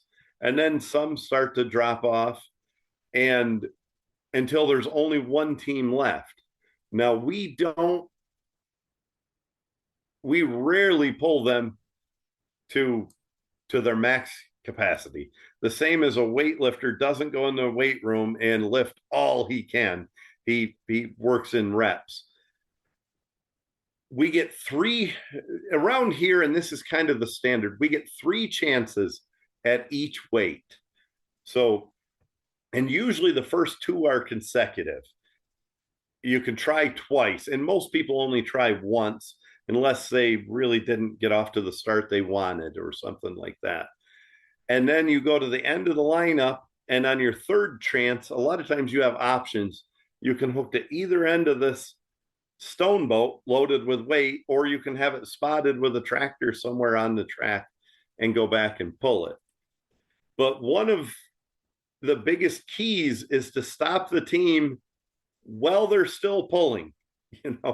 You don't want the team, you want it to be your idea, not their idea to stop. It's a big factor. It really helps your horse's confidence. And there's a lot to judge there. Maybe you just don't stand a chance of winning. Maybe you're outclassed. Why would you pull your horses so hard and ask that much? You're not going to physically hurt them, but why take that out of, why push them to their limits when you don't stand a chance of winning or even getting near it? I guess I should talk about the distance. What would constitute like a qualifying? They have to move it 10 feet or move it at all, or what is the? Typically, it's 27 feet 6 inches, and there are variations. They're going to start pulling in Florida here in February. They have a circuit down there, and a lot of people from all over the country go, and they will go 20 feet, and that's some year they're going to change that to 27.6, which is more standard. But the New England states do a lot of short pulling, they call it, even as short as 6 feet and up to 12 feet and 15 feet. Throughout where I live and all over the Midwest, 27 feet 6 in one continuous pull and staying inside of 2 15-foot boundary ropes is the standard. I was reading about years ago when they wanted to standardize and come up with a distance, and how they came up with 27 feet 6. They wanted it to be a long enough distance that a team couldn't bump the load and get it there. And yet they didn't want to go so far that it was inhumane. And so they came up with 27.6, and it was kind of an arbitrary number. They just had to come up with a number. Yeah, that does seem oddly specific. And it seemed to be a pretty good number. And believe it or not, as short a distance as that is, you really have to have a team in shape. It feels like a marathon to pull a heavy weight that far compared to only going 6 or 12 feet. Generally, not all the time, but the horses are pulled on a flat bottom sled with a hook on each end or a loop on each end, and you pull this sled, and we keep adding weight, quite often 1,000 or 500 pounds at a time. A couple variations. There's a pull up in Cherry Springs, Pennsylvania. I think I've got second place there a dozen times, and I've never won it. We actually pull on logs. We use the actual really big logs for weight. And until 2 years ago, we had to hook our own horses with no help. And then there's something called the Buckeye sled, which, as the name would indicate, comes from Ohio. It's a flat bottom stone boat, and we load it with concrete blocks. You don't need a loader present is one advantage. You have to walk beside the Buckeye sled. You don't ride on it. You walk beside it. So it's a little more fair in that regard. If you've got a 250-pound man versus a 105-pound man, he better be riding racehorses if he weighs that little, I guess. But anyway, and it's a challenge for some people to walk beside they don't do as well walking as they do sitting behind the team driving. And then in the 20s, the University of Iowa, in an effort to keep horses relevant and stop losing the battle and losing ground from tractors, came up with a dynamometer. And it's mounted on a truck body, quite often a 2-ton truck. Ours is here in New York State is on a Freightliner FL70 or something. They're just kind of a medium duty truck is what they're usually mounted on. And it's a hydraulic resistance type of weight. And the weight of the truck doesn't factor in. It's how hard these weights pull up on a pulley system, and the hydraulic resistance can be really hard and adjusted very consistently.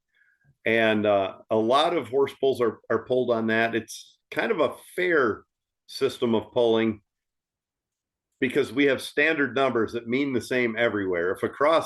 If a team crossed 4,000, we call it, that registers in our mind. It's the same in Vermont as it is in Michigan or Indiana or Florida. On a stone boat, there's so many factors with ground friction that a team might cross 10,000 pounds one week and only 5,000 the next. And sometimes that's on the same track. With that said, your average lightweights, at least where I live, pulling 27.6, on the sled we use, we're usually around 8,000 to 9,000 pounds, and the heavyweights get up to 10,000. On the dynamometer, an average pull, you'll get a couple good teams of lightweights qualify for 4,000 pounds, and the heavyweights will get up to maybe even 4,500 pounds on the truck style pulling, the dynamometer. And they did not build that truck for entertaining horse pulls. They built it to measure horsepower and to see what horses really produced for power. And within 2 years, it became a big draw for county fairs and for horses to pull on that truck. No, I like that a lot. I'm also a little curious. So I went on YouTube and I watched some of this stuff, and it was very obvious these horses know what's going on and they are excited to do it and anticipating. I mean, you just see them quivering and they're backing the team into position. I forgot what you called the piece, but when the two guys on the side hook it in and I mean, it is like a hair trigger and wham, and you know, all that power coming. So how physical is this? Like, do people get hurt? Is handling the team, you know, you better be kind of bowed up on those reins and in control of things? It's kind of funny. One of the best horse pullers out there is 105-pound tiny Lori Root. And Lori reads horses as well as anybody I've ever met. And her brother's a big, strong guy, and he'll be driving a team, and he can hardly handle them. They're all over the place. They're acting bad. And Lori will give one suggestion. Maybe it's change a bit or drive from the other side, or, you know, don't pull on the lines until the last minute. And they'll do whatever Lori says because she knows her business and everybody knows that. And all of a sudden that team, a little kid could have hooked them on, you know. And Lori herself has to compensate. She's tough, but she doesn't have the strength of a 200 and some pound guy. And she drives a lot of teams herself and has to learn to compensate with skill. But with that said, they do get keyed up. Even my horses get keyed up. It doesn't look like I'm doing much, but I have my hands full. I mean, I've got my hands full to get them back there and hooked evenly. We want an even hook. We don't want one horse ahead of the other. We don't want them hooked too loose. There's some things you see at a horse pull that I don't like, that I just plain dislike and turns me off. I'll tell you that. And I try not to do that stuff myself. And injuries can happen. Sometimes somebody doesn't get their finger out of the way often enough. I've seen very few. I had a friend who got ran over by a truck last year with his lower legs, and he was hurt, but not disabled for life or anything. He was back to work within a month, but he had his little boy driving, and he was driving the team in. And actually, it was the hooking the horses on and everything was executed. And he was walking beside the truck as his son was pulling the horses. And the mud flap on the truck stuck out about 2 inches from the body, and it caught him on the leg and pushed him under the wheels. My friend I just referenced, Lori Root, got hurt real bad. She was standing by a horse. She'd been hooking it, and something broke on the harness where the actual tug, the leather part, hooks to the collar. And that horse, it caused that horse to come around so fast, and it pinched her. The horse stepped on her and pinched her between the load and the horse, and she got hurt pretty good. I mean, her leg was really, really broken. It was in two pieces that are about 5 inches apart from each other. And she might be the toughest person I know. A year later, you can't keep up with her if you wanted to go walk or even probably on a jog, if I know Lori. But it's rare. I'll say this. The first time I announced a saddle horse show, I saw more people leaving an ambulance and more injuries in one weekend than I had in 25 years of pulling horses. So it's rare. It's rare for the horses to get injured as well. But we do have our hands full, at more than it looks at times, and they do get keyed up, and I feel the same way. I'm not impressed no matter how well they pull once they're hooked to that load. If they act like idiots to a large degree, I'm not impressed. And that's just me. Some horse pullers don't care. Some horse pullers try to make them that way. But I heard on your podcast that it could take 8 people to lead a barrel horse to the ring sometimes, or the dressage horses tend to blow up. And, you know, I think we should be better than that. And that's competition at its worst. You know, you might be able to win a competition, but, you know, how proud of yourself can you really be if that's what it takes to get a team hooked or to get a horse to the ring or something? Yep. Yeah, I agree. That being said, I do think a lot of people that haven't ever dealt with a draft horse might be, you know, we think of them as gentle giants. So like it wouldn't be really common for you to be driving a pair and want them to canter, for instance, because they can kind of get too much of a head of steam, right? And the wheels could fall off. Is that fair to say? Or we just don't canter draft horses. If you watch the hitch horses, it's all done it's kind of like a standardbred at a race. You get points taken away if you break into a canter or a gallop and out of a trot. So we don't do that. And I don't even trot horses much. I'm not in any hurry. We don't need to race them. And, you know, when these horses are that muscular and that big, that's a lot of stress on their feet and legs to trot. But yeah, you don't see canter much. And maybe some of it's they're hard to rein back. When I was a kid, we had that pair of mares that was half quarter horse and half Percheron. And, you know, know nothing, fear nothing, my grandmother used to say, and I'd let them go all the time. I thought it was fun. I thought it was chuck wagon races or something. And I'd always get them, you know, pulled back in. But there's some of everything. And you know, most of the equipment we're hooked to isn't made to go fast. So we stay away from that. But most horses have never had an opportunity to canter in the harness. You know, they don't know they can. I know on the riding side, like sometimes when they find out that they can, it's like trying to stop a train. Sometimes like once they get to enjoying it, or if they get to bucking or something, like God help you trying to stop a Belgium that wants to buck a little bit, because you're not going to just pull on the left rein and that's going to be okay. You know, you're way out horsed if things get to that point. Oddly, I've had 2 times where I've had horses that I couldn't get reined back in from a canter down to a walk. The one time was the oddest thing ever. We were going to have a picnic with the kids, and we were out in the middle of nowhere. They were all set up with some food and stuff. And this team worked every day and was so well trained. And they were on a wagon, and I went to swing in there, and I have no idea what scared them. They took off running. And I mean, I'm a 230-pound guy, and I couldn't get them slowed down.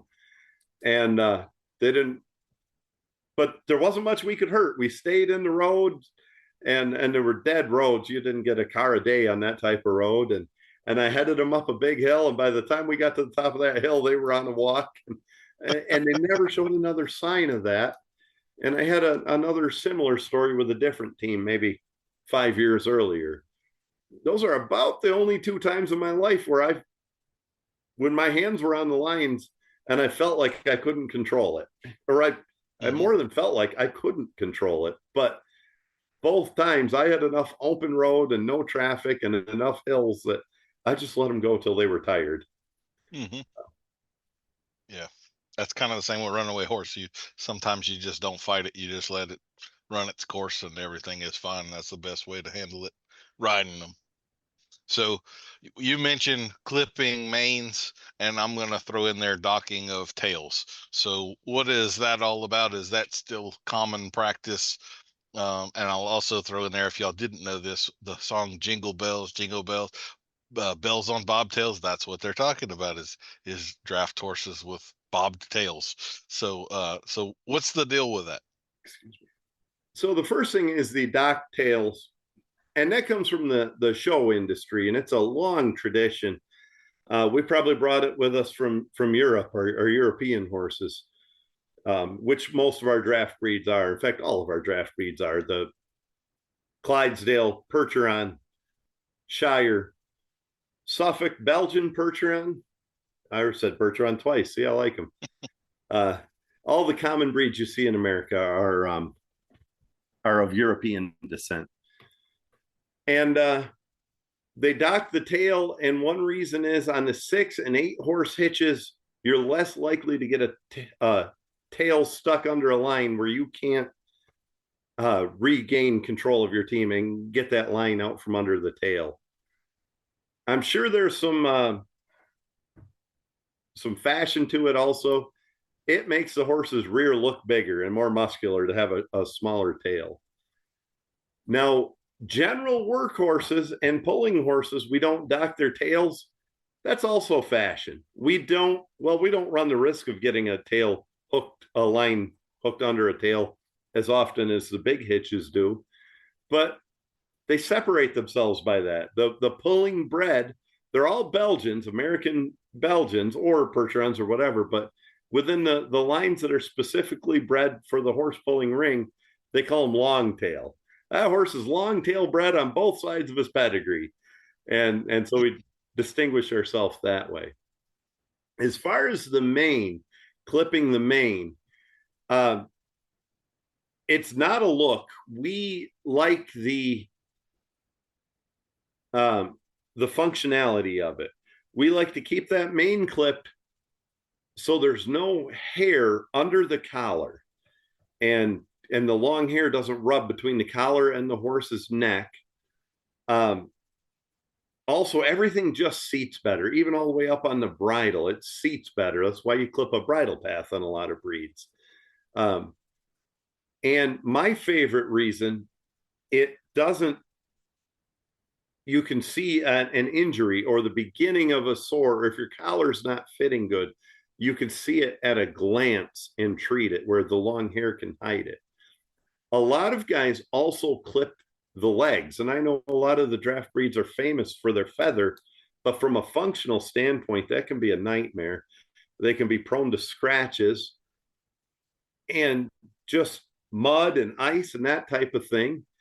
And so we clip the legs up to just below the hock or the front knee, and nothing will freeze to them. And we can see a swelling or an injury or scratches at a glance, and you're not likely to get scratches with the hair gone, and it cools a little faster. So as far as the clipping manes and clipping legs, it's strictly functional is why we do that. Are you big on removal of ergots if you have any horses that are growing that, or is that super common with those breeds? I don't think it's any more than any other breed, but no, I mean, sometimes we'll be trimming feet or shoeing a horse or something, and if we see one that's a little long, we might, clip it. But I never know where the line is on that. So it's like your fingernails. Huh? Hmm. You can cut it, but you don't want to go too short. And I don't know where the line is on that. I don't want to cut it too short and hurt the horse. So I kind of stay away unless it looks ridiculous or something. And then lastly, I'll kind of ask you about shoes with these horses.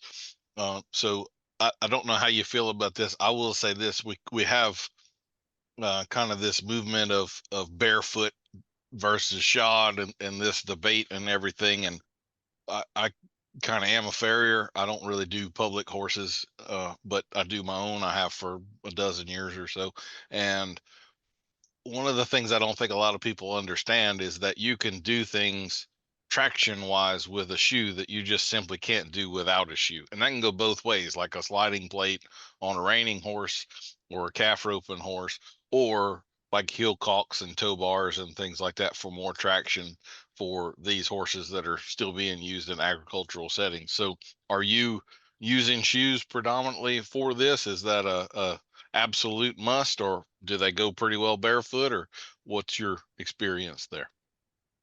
When a horse is logging in the woods, it's an absolute must. Like you said, traction and protection. When I'm competitively pulling, it's also a must for me. Some light farm work or even fairly heavy farm work, and just a general horse that doesn't get hooked very often, it's not a must for me to have them shod unless there's a reason, unless you need to correct something or change something. Or this time of year, we get a lot of ice, and some horses can get pretty tender walking on the frozen ground just outside in the lot by themselves. There are different types of shoes. The first is a big, almost square shoe, literally the size of a dinner plate, and that's called a Scotch plate. And like so many of our things in competition and with horses, I think that started in a good place. Scotch plate obviously came from Scotland. It's a Shire tradition, or a Clydesdale tradition, rather. It's very exaggerated. I mean, we're putting a size 10 shoe on what should be a size 6 hoof. They flare out. It's very long toes, which can be detrimental to any breed of horse. It's just the leverage of it just doesn't work. Mm-hmm. It's a trend in the show world, and it gives a horse a lot of action when you see them trot so pretty and they really show the bottoms of their feet. Some of that's a result of the Scotch bottoms and the way they apply them. And like anything, if it's done correctly and well, you're doing a good job, and things are very acceptable. People carry it too far, and they put a lot of big rubber pads on there and filler and spacing. And you don't see Scotch plates in the working horse world. Yeah. Now, the next type of shoe is just a regular plate, not just kind of what you'd think of with any riding horse. We put some spots of a wear surface on there, drill tack or boreum. We usually put one spot on each heel and 3 across the front. Just gives the horses some traction and protection. A lot of farm horses wear them, and a lot of logging horses. I put them on my logging horses sometimes. The next step up, I run a little bit heavier stock steel, a nice heavy steel, but I do still stay with a flat shoe.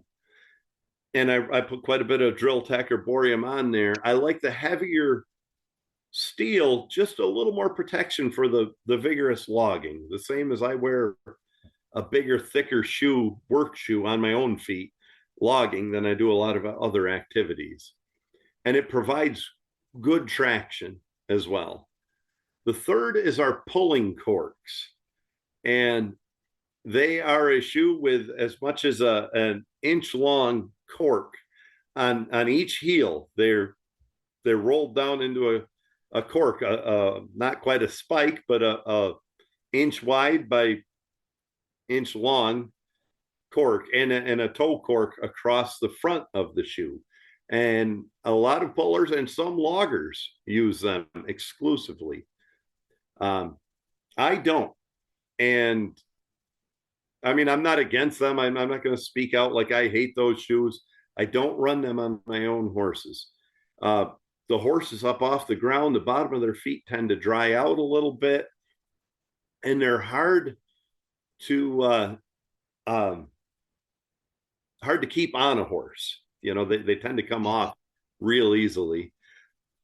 And I don't find the traction that much better. There are some cases where I wish I had that traction, but I get beat for a lot of reasons in the pulling ring at horse pulls, but it's never because of traction. In fact, a lot of times my horses with the flat shoes get better traction, and I'm one of the only teams that didn't slip all day long on a muddy track, and all the teams with the other cork shoes did.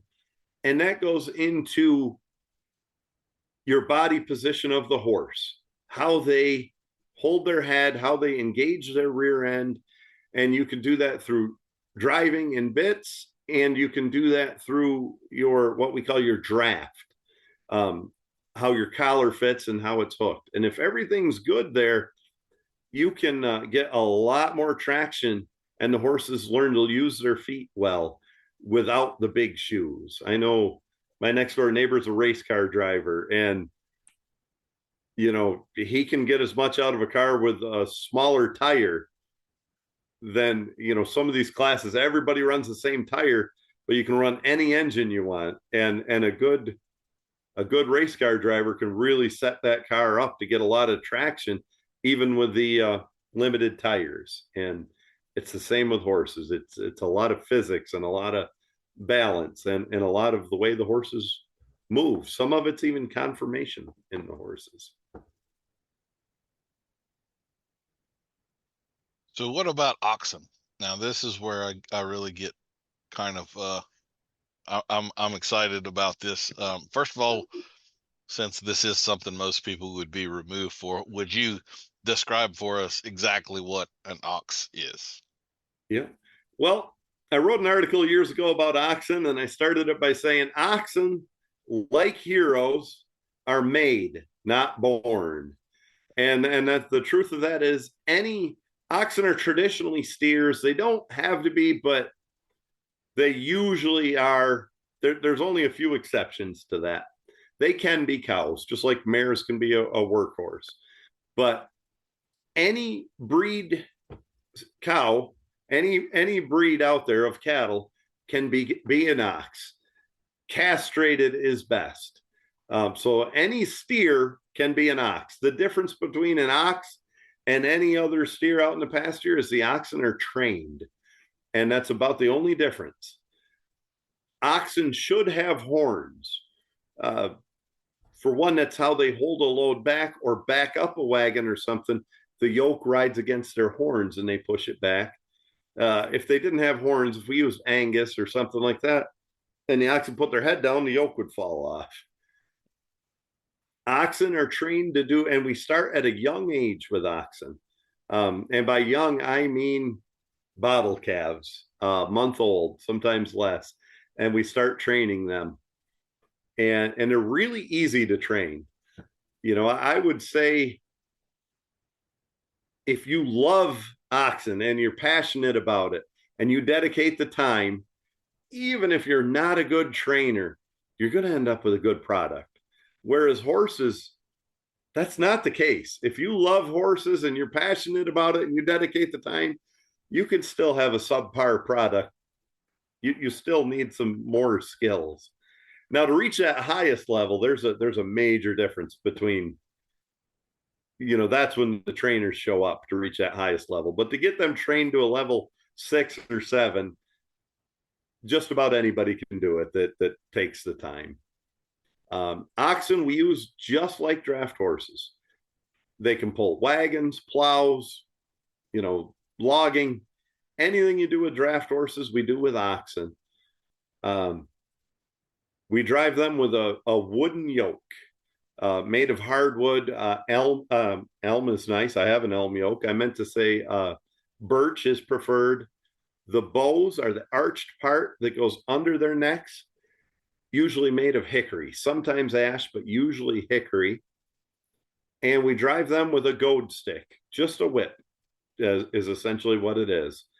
No ropes, no haulers, just walk beside them with a goad stick. Your body language has to be a good ox teamster. Your body language has to be a 9 at a 1 to 10 level. And your voice commands come into play a lot there as well. So I've seen you were talking about doing them younger, and I have very limited knowledge about this, but I just want to throw this out, that they would pick a pair and they yoke them when they're babies, and that pair never changes. They'll go up together. They're yoked all the time, pretty much. They'll change to larger and larger yokes as they grow, but the left one's always the left one, the right one's always the right one. They're going to work together maybe until, if one of them dies or something, then you'd have to change the pair. But it's very much of that's a lifestyle kind of a thing. Is that true, or am I misguided there? That's quite true. Not 100% accurate. In the New England states, starting at Vermont, even in Massachusetts, even some of Eastern New York, and I'm in the Western part, so I have to travel a long ways for this, but they have a big oxen culture, and it's a long tradition, and they have a lot of pulls up there, competitive pulls. Some of the pullers will switch teammates with time and maybe even switch sides, but in general, you're right about what you said. They find a teammate when they're a calf and they stay with that teammate for the rest of their life, and usually the same side, because there are commands that are specific to one side or the other. Oxen can get as big as a horse, bigger than horses. I saw an ox. I've seen numerous ox that weigh 3,200 pounds for one single ox. I've drove a lot of teams of horses that have only weighed 3,200 pounds. Generally, I mean, those are your really big ones. They're Chianean crossed or full Chianean, a big Italian breed. Generally, they're 1,800 to a ton in that neighborhood, and some of your smaller breeds tend to be less than that. We like dairy breeds, Holsteins, Ayrshires, milking shorthorns. Beef breeds work fine, especially if they have horns. They tend to get fat. They tend to just carry too much flesh and be slow. Oh, brown Swiss is another breed that can make a good one. The dairy breeds tend to turn their feet into energy a little more than the beef breeds. A cross is really nice as well. If you have a dairy beef cross, I had a pair of Holstein crossed with Limousine that were a good team. The Canadians can do things a little different. They'll use what they call a head yoke, and they have a beautiful tradition up there, and mostly Nova Scotia, up in Trailer Park Boys country. And they carve the front of their yoke with absolute precision to fit the back of the oxen's horns, and they strap it to the horns really tightly. That's how they work their team. And they probably have a little advantage over our bow yokes that are American, in that when you see two bulls fighting or pushing on each other, they're pushing from the horns, not the top of the neck. In those Canadians, they really take pride in that. They have matched teams. They really like Herefords or a Hereford cross, and they are matched beautifully and well maintained and just a high standard.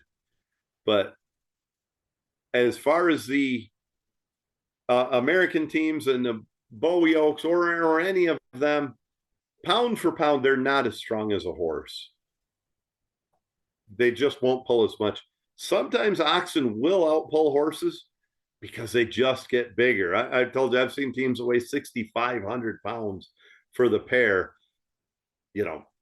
It's rare to see a team of horses weigh 5,500 pounds. So you're talking 1,000 pounds bigger. And sometimes they can move more weight. Where the oxen shine is the more adverse the situation.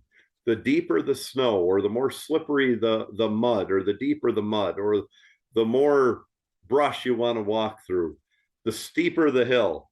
Oxen tend to outshine horses when it gets adverse. The colder it is, but not true in heat. They don't like heat. Would you say that has to do with the shape of the hoof, because they're going to have a cloven hoof so they can affect the terrain a little bit differently, kind of grab does. in They're there a little very more? sure-footed with that hoof. And oxen can be shod, by the way. They wear 8 shoes. Kind of a half moon on the outside of each exactly. hoof. Yep. A lot of times they don't need to be shod, but they can be shod. And sometimes they need if they're going to be on ice or heavy logging or something. Some of it's because of their calmness, and some of it they're everything's simple about oxen, from feeding them to driving them, and their equipment is simple. And there's not a lot of harnesses to get caught in the brush, and there's not a lot of straps, and you're not driving with lines. You're just, I can walk on one side of a tree and my team on the other, and I just walk right around the tree. So they're really unique like that. They're very cooperative. It's hard to believe, growing up in dairy country, when I first started seeing oxen, I'm thinking, I can't get cows to come in out of the pasture and go to their stanchion. How the heck do they get them to do all this stuff? And it's just a repetition from when they're young, and like horse training, it's an exercise in not letting them do the wrong things. So my interest in oxen, because we don't have a strong oxen culture where I live. I used to pull horses at the Warren County Fair in Pittsfield, Pennsylvania. And a friend a guy who became a friend named Howie Van Ord had oxen there. And he had a very strong 4-H program, as well as many adults that he had trained to make oxen and all the equipment that goes with oxen. And I used to watch his show and even his pulling contest down there, and I got fascinated by it, and I got into that same thing myself from watching Howie, and he was kind of my mentor in teaching me. And from there, I got quite taken with it, and I've been as far away as Freiburg, Maine, and up to Massachusetts for contests. I've had friends come out here with their oxen. We've had as many as 8 teams from the New England states out here before. So one of the best things about me learning about oxen as an adult, it put me in touch with what it's like to be a beginner at something. I drove horses since I was 7 years old. Sometimes I don't know what it's like to not understand this, or not know what the command is or something, because it's just ingrained in me. And once I started driving oxen, I could understand, oh yeah, I get why you don't know what to do. And the one thing I learned about oxen that I've related to, well, lots of things I've learned that are related to horses, but the biggest thing is, if they know whoa, and they stop when they're supposed to, and every time you can regroup. And it's the same with driving draft horses. If they know whoa, you stop and regroup and think about what you want to do and try it again. And you can't get in much trouble as long as they stop when they're told. So I have another question for you. You had mentioned that they're typically steers. So there's a technical definition there. A steer would be a male that is castrated prior to sexual maturity. And if they're castrated after sexual maturity, so that would be after 18 months, 2 years, something like that, then they would be called a bullock. And if they are allowed to become a bullock, they're going to develop the secondary sex characteristics. So a much larger neck, squarer head, and all of those things that we think of when we think of a bull. So when you're saying steer, is there an actual preference there? And I guess if you use a dairy breeds, then like that's another thing. Dairy breed bulls, a lot of people may not know this, but dairy bulls are notoriously mean as hell. Like will kill you mean. Like we think of bucking bulls in the PBR and that kind of thing. Like dairy bulls are absolutely no joke. They are legit mean. And so how does that work out? Are bullocks seen, or is that antiquated, no longer a thing, or is that more the mainstream, or what? I don't think you see bullocks much. Most oxen are And technically, it's kind of like, when do you stop calling a filly and call her a mare? Oxen are called cattle or working cattle until I think it's supposed to be 3 years old or something. But most of them are castrated between 6 months and a year old. They're give them time for their urinary tract to develop more before castration. Some people do it younger, and some wait until they're closer to a year old because they like those male characteristics. A little bigger head, the horns look a little different. And some castrated at the same time, two full brothers. Well, they usually half brothers, but two brothers castrated at the same time. One will show a lot more bull characteristics and one will show a lot more steer characteristics. So it's just like us. There's different levels of manliness in us. Absolutely. So one thing you may not know, my wife's side of the family, they raise show cattle and predominantly Brahman cattle. And so we are actually pretty regularly halter breaking calves and showing them and stuff. And I can definitely tell you that there's a big difference between an 18-month-old bull and a 2-year-old bull. Like there's something in that 6-month period flips a switch, and a lot of them will go from puppy dog to maybe we don't need to handle him today, a little more on the dangerous side of things.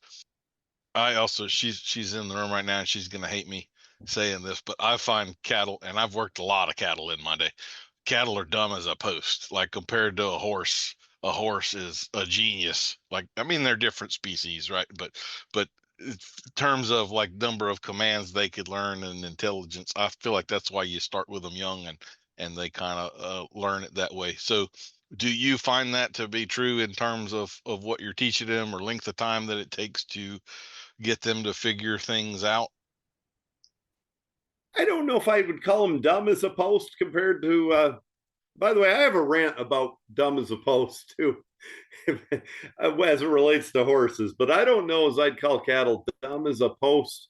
In training, they're much more dependent. They need you to tell them what to do. They don't think for themselves. They're a little less challenging. There's definitely differences within the breeds. On the bottom end of the spectrum would be brown Swiss, dopey, dumb is a word a lot of people use. And then on the high end of the spectrum would be maybe an Ayrshire, or a Devon is a rare breed that's very smart. Chianean are another one. Quite often the smarter they are, the harder they are to train. I really don't know as I'd call them dumb. They're different than a horse, and we don't have the tradition and we don't have anybody on the RFD channel in a round pen with oxen teaching us how to do it, and we don't have a big cottage industry of people doing clinics and stuff, so we haven't researched it as much. They're definitely different, and they probably are not as smart as a horse, but I wouldn't call them dumb as a post. And I would have before I started training cattle, before I started training oxen. I definitely would have. So, and if you don't mind, I'll go into a rant on, and maybe I should have said this as my my pet peeve in the horse industry. People who say there are no dumb horses. To hell, there's no dumb horses. There's a whole world full of them. And I'll agree there's a lot more dumb owners than there is dumb horses, but if you can't say there's no dumb horses, then you can't say there's no smart horses. And there's definitely varying degrees of intelligence within horses. And I get it. And I fully agree with them that a lot of horses that people think are dumb are smarter than the teamster, the trainer. But there's, try training a basset hound to fetch a stick, and then try doing it with a border collie, and you'll realize there's dumb and smart in the animal world. Yeah, and I would agree with you, kind of like you're talking about with the cattle. A lot of times the dumber ones are easier to train. It may take longer to get the point across, but once they've got it, and they don't figure out ways around it. Sometimes people think they want a smart horse, but a lot of times that's the worst kind of horse like a novice could get. You want the one that's dumb, no question. We recommend brown Swiss for beginners to train, and then your second team get something a little sharper, a little more challenging. But don't start with the biggest challenge right off the bat. And it's exactly what you said. They're a little more cooperative and a little dumber. I like brown Swiss. I don't really mean that as an insult, but you know, I mean, I'm a little dumber than a lot of people who went to than people who went to Ivy League schools. I mean, it's just a fact of nature. There's dumb and, you know, there's intelligent and less intelligent, if we wanted to sound a little better about it, I guess. Yeah. Do you find that there's a difference with them in terms of like foot speed? So in other words, if I had a team of horses, I would drag 5 logs to the trailhead where the oxen team would drag 4. I'm just going to be quicker and a little more productive with the horses, or not really? It's a little bit the tortoise and the hare. The oxen are so steady. They're slower, but they're steady. And they can be close to, and it's variable from job to job, but they can be close to as efficient as horses. If you get on a long skid, I was on a bunch this summer that were upwards of a mile long, where I had to pull the tree from the woods to where a log truck could reach it. You'd fall way behind with oxen quickly. But if you're on a short skid, you might outpace horses because they're so simple and your equipment's so simple. You can hook and unhook so much faster. A really short skid or really steep ground could be more challenging to horses. The foot speed is variable among different breeds of oxen as well. Like a Devon tends to walk pretty fast. Maybe even an Ayrshire walks fast. But we don't use Jerseys much. They are used, but not a lot. They're flighty. They don't stay focused on work. But a Hereford can be slow, and so can a brown Swiss. Some of the Holsteins can be fast just because they're long-legged. But you should teach them to walk at your pace. You know, I've seen older men who had a limp, and the oxen walked right at their pace. It's all body language. And you stay right by that left front shoulder. And if you speed up, they do. And if you slow down, they do. And to a large degree, it's herding cattle. Driving oxen is herding them. Mm-hmm. And that makes sense. When they're younger, they walk too fast. I mean, most any breed will tend to walk faster than you're comfortable with until they get a little more mature and worked in. I like to walk right in front of my teams if they go too fast, because they're not going to run you over. They're just not going to knock you down and run you over. And I definitively set the pace when I do that. But they don't quite walk. Even a really good fast stepping team doesn't walk as fast as a horse. I know it's hard to use a team of oxen on a mowing machine because they just don't walk fast enough to run the mechanism. I have mowed with oxen, but I had 2 teams, and I'd switch them out every hour so they were fresh and still walking nice and fast. Whereas you don't have to do that with horses. You can hook to a mowing machine and work all day. I guess the last thing I'll ask you, and this would still be kind of a horse question, but you had sent this to me, and I have seen it before. It is a drawing, and it's got 2 teams going uphill, and it kind of has one team with the lines tight, and they kind of have the neck curled, a little, what we might call a little flexion in the riding world, and then the other team, the reins are slack and the horse is in a little more of a neutral position, walking a little more freely. And so there is some debate as to which of those positions would be preferable. So what are your thoughts on that? Yeah, it's an old English sign is what it is, from some kind of a driving stable or something. And the spirit of that sign is definitely right. And the horse in that sign on the left, you don't want a lot of flexion. You don't want them to pull their chin back. They're generally overbitted, or somebody drives with a really heavy hand. They're not comfortable. And the horse on the right stretches his chin right out and walks at a nice pace. We want up-headed horses. It doesn't have to be to any extreme. The show ring is pretty extreme because it looks nice and it gets a lot of action with their feet when they trot. It throws their feet out in front of them a lot. But you don't want a low-headed horse either. It throws them off balance. They're trying to pull from their front end, not their rear end. Also, just the anatomy isn't set up that way. The collar chokes the bottom of their windpipe when their heads are low. And everything lines up better when their heads are up at a nice natural position, not unnaturally high. The horse collar rests against the full surface of the collar bed, against the horse's neck, all the way across, and everything's seated well, and they can pull comfortably. When the horse's head is down low, the collar hangs from the top of the neck, and you really only have one point of surface there. There's a lot of different ways of achieving the proper headset, and that's where a lot of the argument comes in. Some of it is just plain driving with different hands on the lines and having them right. Some of it, along with driving, is bits. Some of it is simply conformation, and some of it is your collar and draft and having everything fitted just perfect for that individual horse. When I say draft, if you had a pickup truck with 40-inch tires on it, big tall lift kit, you couldn't hook to a low trailer with that truck without changing something. And that's how it is with horses.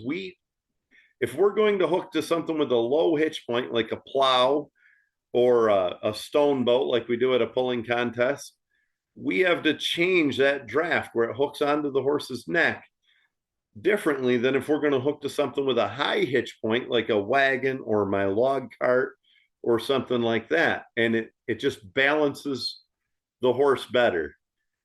The best teamsters can fully comprehend the balanced draft idea and what makes them balanced and what they need to change. And they don't have a clue that they have that knowledge. It's just, they do it and they know it. And oxen are no different. You don't have bits, you don't have a physical check of any kind on oxen, but you do have a yoke with a lot of adjustments and built different ways. If you want your team to walk faster, you put your yoke one way. If you want them to lift and pull hard, you build your yoke a different way. And the last thing that I say about that, and I think it's very underrated, is your posture and your body language. And maybe we're getting into the woo-woo stuff that's not proven with science, but if you look through photographs of horsemen, people that slouch and drive and hold the lines in a way that's not confident. H.L. Mencken said, one day a downright fool will inherit the White House. No matter what side of the political spectrum on, I think people will agree with that, with some of the choices we've had. Mm-hmm. We just might agree in different ways. But anyway, H.L. Mencken said he held the lines like a man dealing cards, as opposed to a nice, confident manner with your hands at your side. And if you're slouched and holding the lines like a man dealing cards, it shows up in your horses. Your horses they're just not paying attention. They have a slouched body language, and it just conveys that message right through those lines. And if you stand up straight and shoulders back and take a deep breath, your horses look the same way. And it works that way almost every time. And it's, I don't know how you'd verify that and prove it other than look at the proof. And oxen are quite the same way. So I think you can get them in the right position by putting yourself in the right position. Well, I would say there's not any question in my mind that that sort of feelings and emotions translate through the reins. So if a rider is nervous and holding things a little more tightly or whatever, the animals will feel that. Likewise, if someone is more confident, I can feel if my horse is nervous through the reins and so forth. So Absolutely. we Yeah. may be less aware of that than they are, but as they are pretty much emotional beings, that's all they've got to go on. So that makes perfect sense to me. At the beginning of the podcast, Pipsqueak told you he drove a team at a horse pull and won the trophy one year. And Pipsqueak's always joking around, and my invisible friends are always joking around. And that's a tick that I do to prevent being nervous when I'm about to hook on. It just, if I do that, it distracts me and I'm being a joker, and I'm not worried about, gosh, what if I go make a fool of myself or something? And it, and that translates, I read a book about trap shooting with shotguns once. And the book never mentioned what shells to put in your gun or what choke to use or how far to lead or what stance to use. It told you to step up to that line and draw a deep breath and put your shoulders back and think of all the preparation you put into this and then go execute it.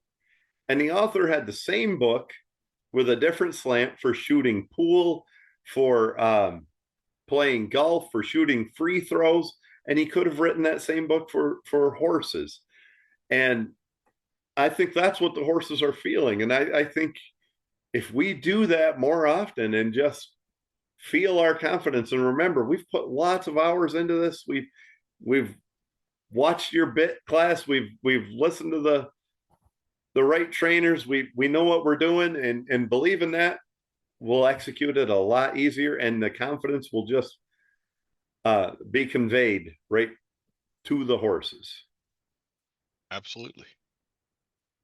Brandt, I have truly learned a ton in this episode. This really has been one of those itches of curiosity I've been wanting to scratch. So I certainly appreciate you coming on and kind of answering a lot of these questions of mine. I find this really interesting, and I hope I get to put in a position where I get to see some of this firsthand at some point and play with some of these big horses. So thank you very much for coming on and enlightening us. Brandt, I don't ever want to forget about our sponsor for the episode, so if you'll indulge me with a moment or two, I will pay the bills real quick. Our sponsor for your episode is the Mini Draft Horse Ranch. Big fun comes in little packages. Have you ever wanted to drag semi-heavy loads but don't have the space for a massive draft horse? Let's be honest, hauling in the family Christmas tree doesn't need a ton of horse. Why not downsize the horse and upsize the fun? The Mini Draft Horse Ranch has you covered. It's unfortunate, but today's modern Mini is a cluster of genetic and conformational problems. That's why we decided to turn to cutting-edge science and stick with the Percheron and Belgian blood that's been working for generations without fail. Originally a horticulturist, our founder, Elmer T. Plowski, spent his life working with growth retardants to make plants that would be trees into ornamentals.